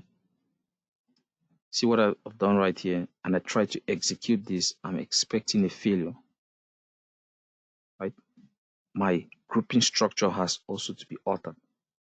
I have added market on the non-aggregated list, so I have to also add it in the group by.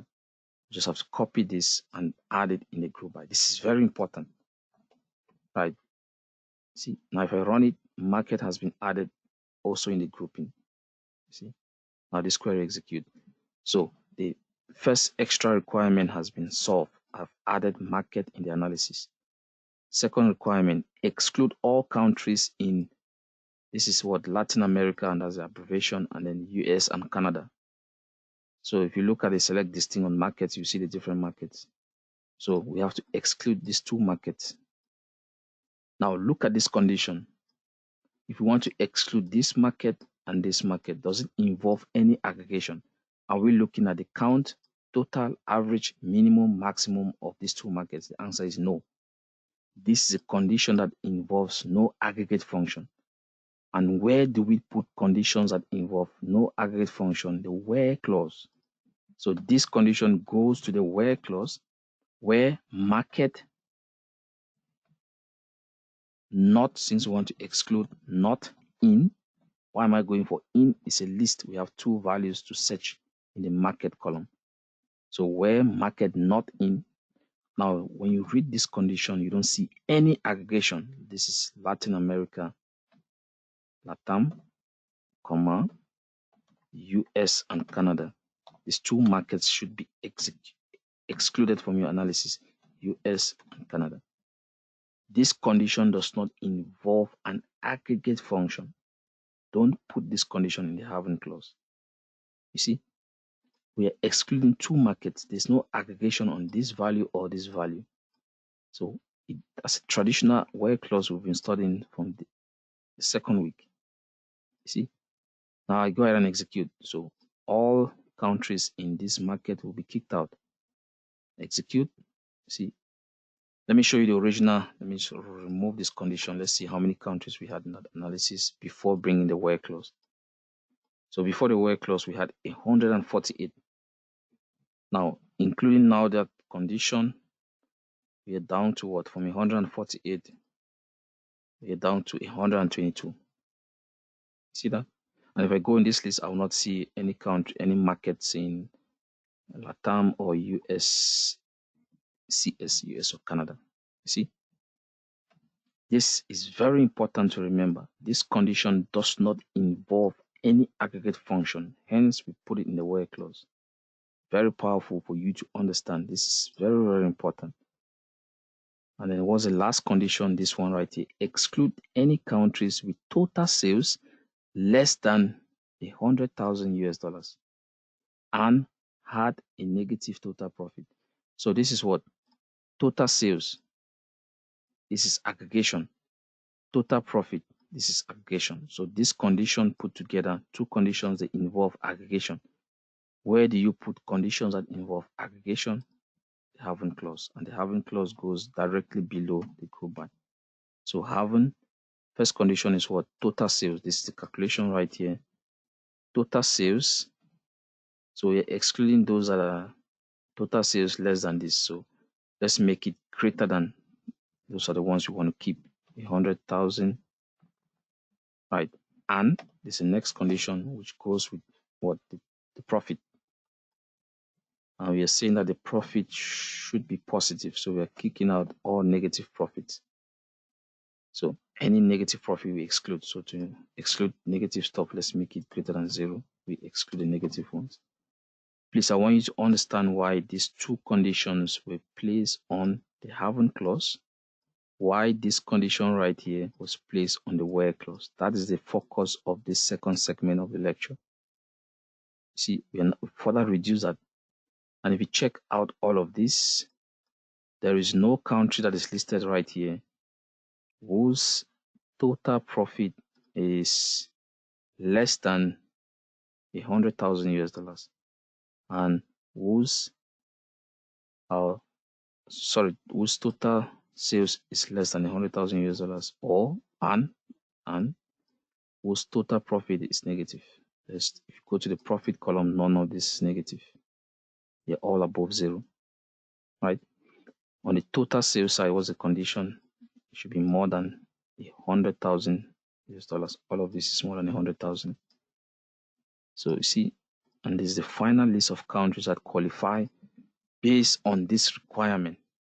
And the most interesting thing in this question is to know this part. Conditions that don't involve aggregation, they go to the where clause. Conditions that involve aggregation, they go to the having clause. This is the message we should take home today. Right here, very important. Right. This is just a repetition of that. Yeah, I think we can end here for today. Any question? This is too much lecture. But I believe that if you sit back home and go over this and practice it, you will understand it. Yeah. I expect to have more questions from you guys. All right. So please feel free to send questions on the WhatsApp group. If you have any challenges, you can write me on the WhatsApp group. I'm going to put together the lab project for Wednesday so that we can work on this. I think we've made some significant achievements. If you take a look at our objective, we've been able to achieve. I will talk about the stop clause stuff on Wednesday, but you can just read further. It's just directly below. It's the stop clause. You can just read further and see what it's all about, the top clause right here. Right. But yeah, we can end here for today. Any question before we go?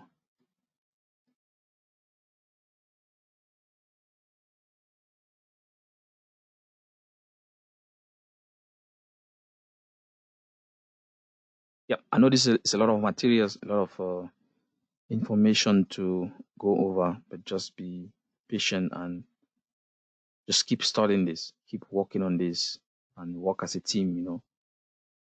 Feel free to ask questions if you have any challenges. Just take a picture of the error you're getting, share it on the WhatsApp group, and I should be able to look at it and give you some ideas on how to fix it. Right. This needs a lot of practice. So please go ahead and read the lecture material. Practice what we've done today. We're going to see more of these examples during the lab session on Wednesday. Okay, let's end right here. Okay, good night, everyone. See you on Wednesday. Good night. Okay, bye-bye. Yeah.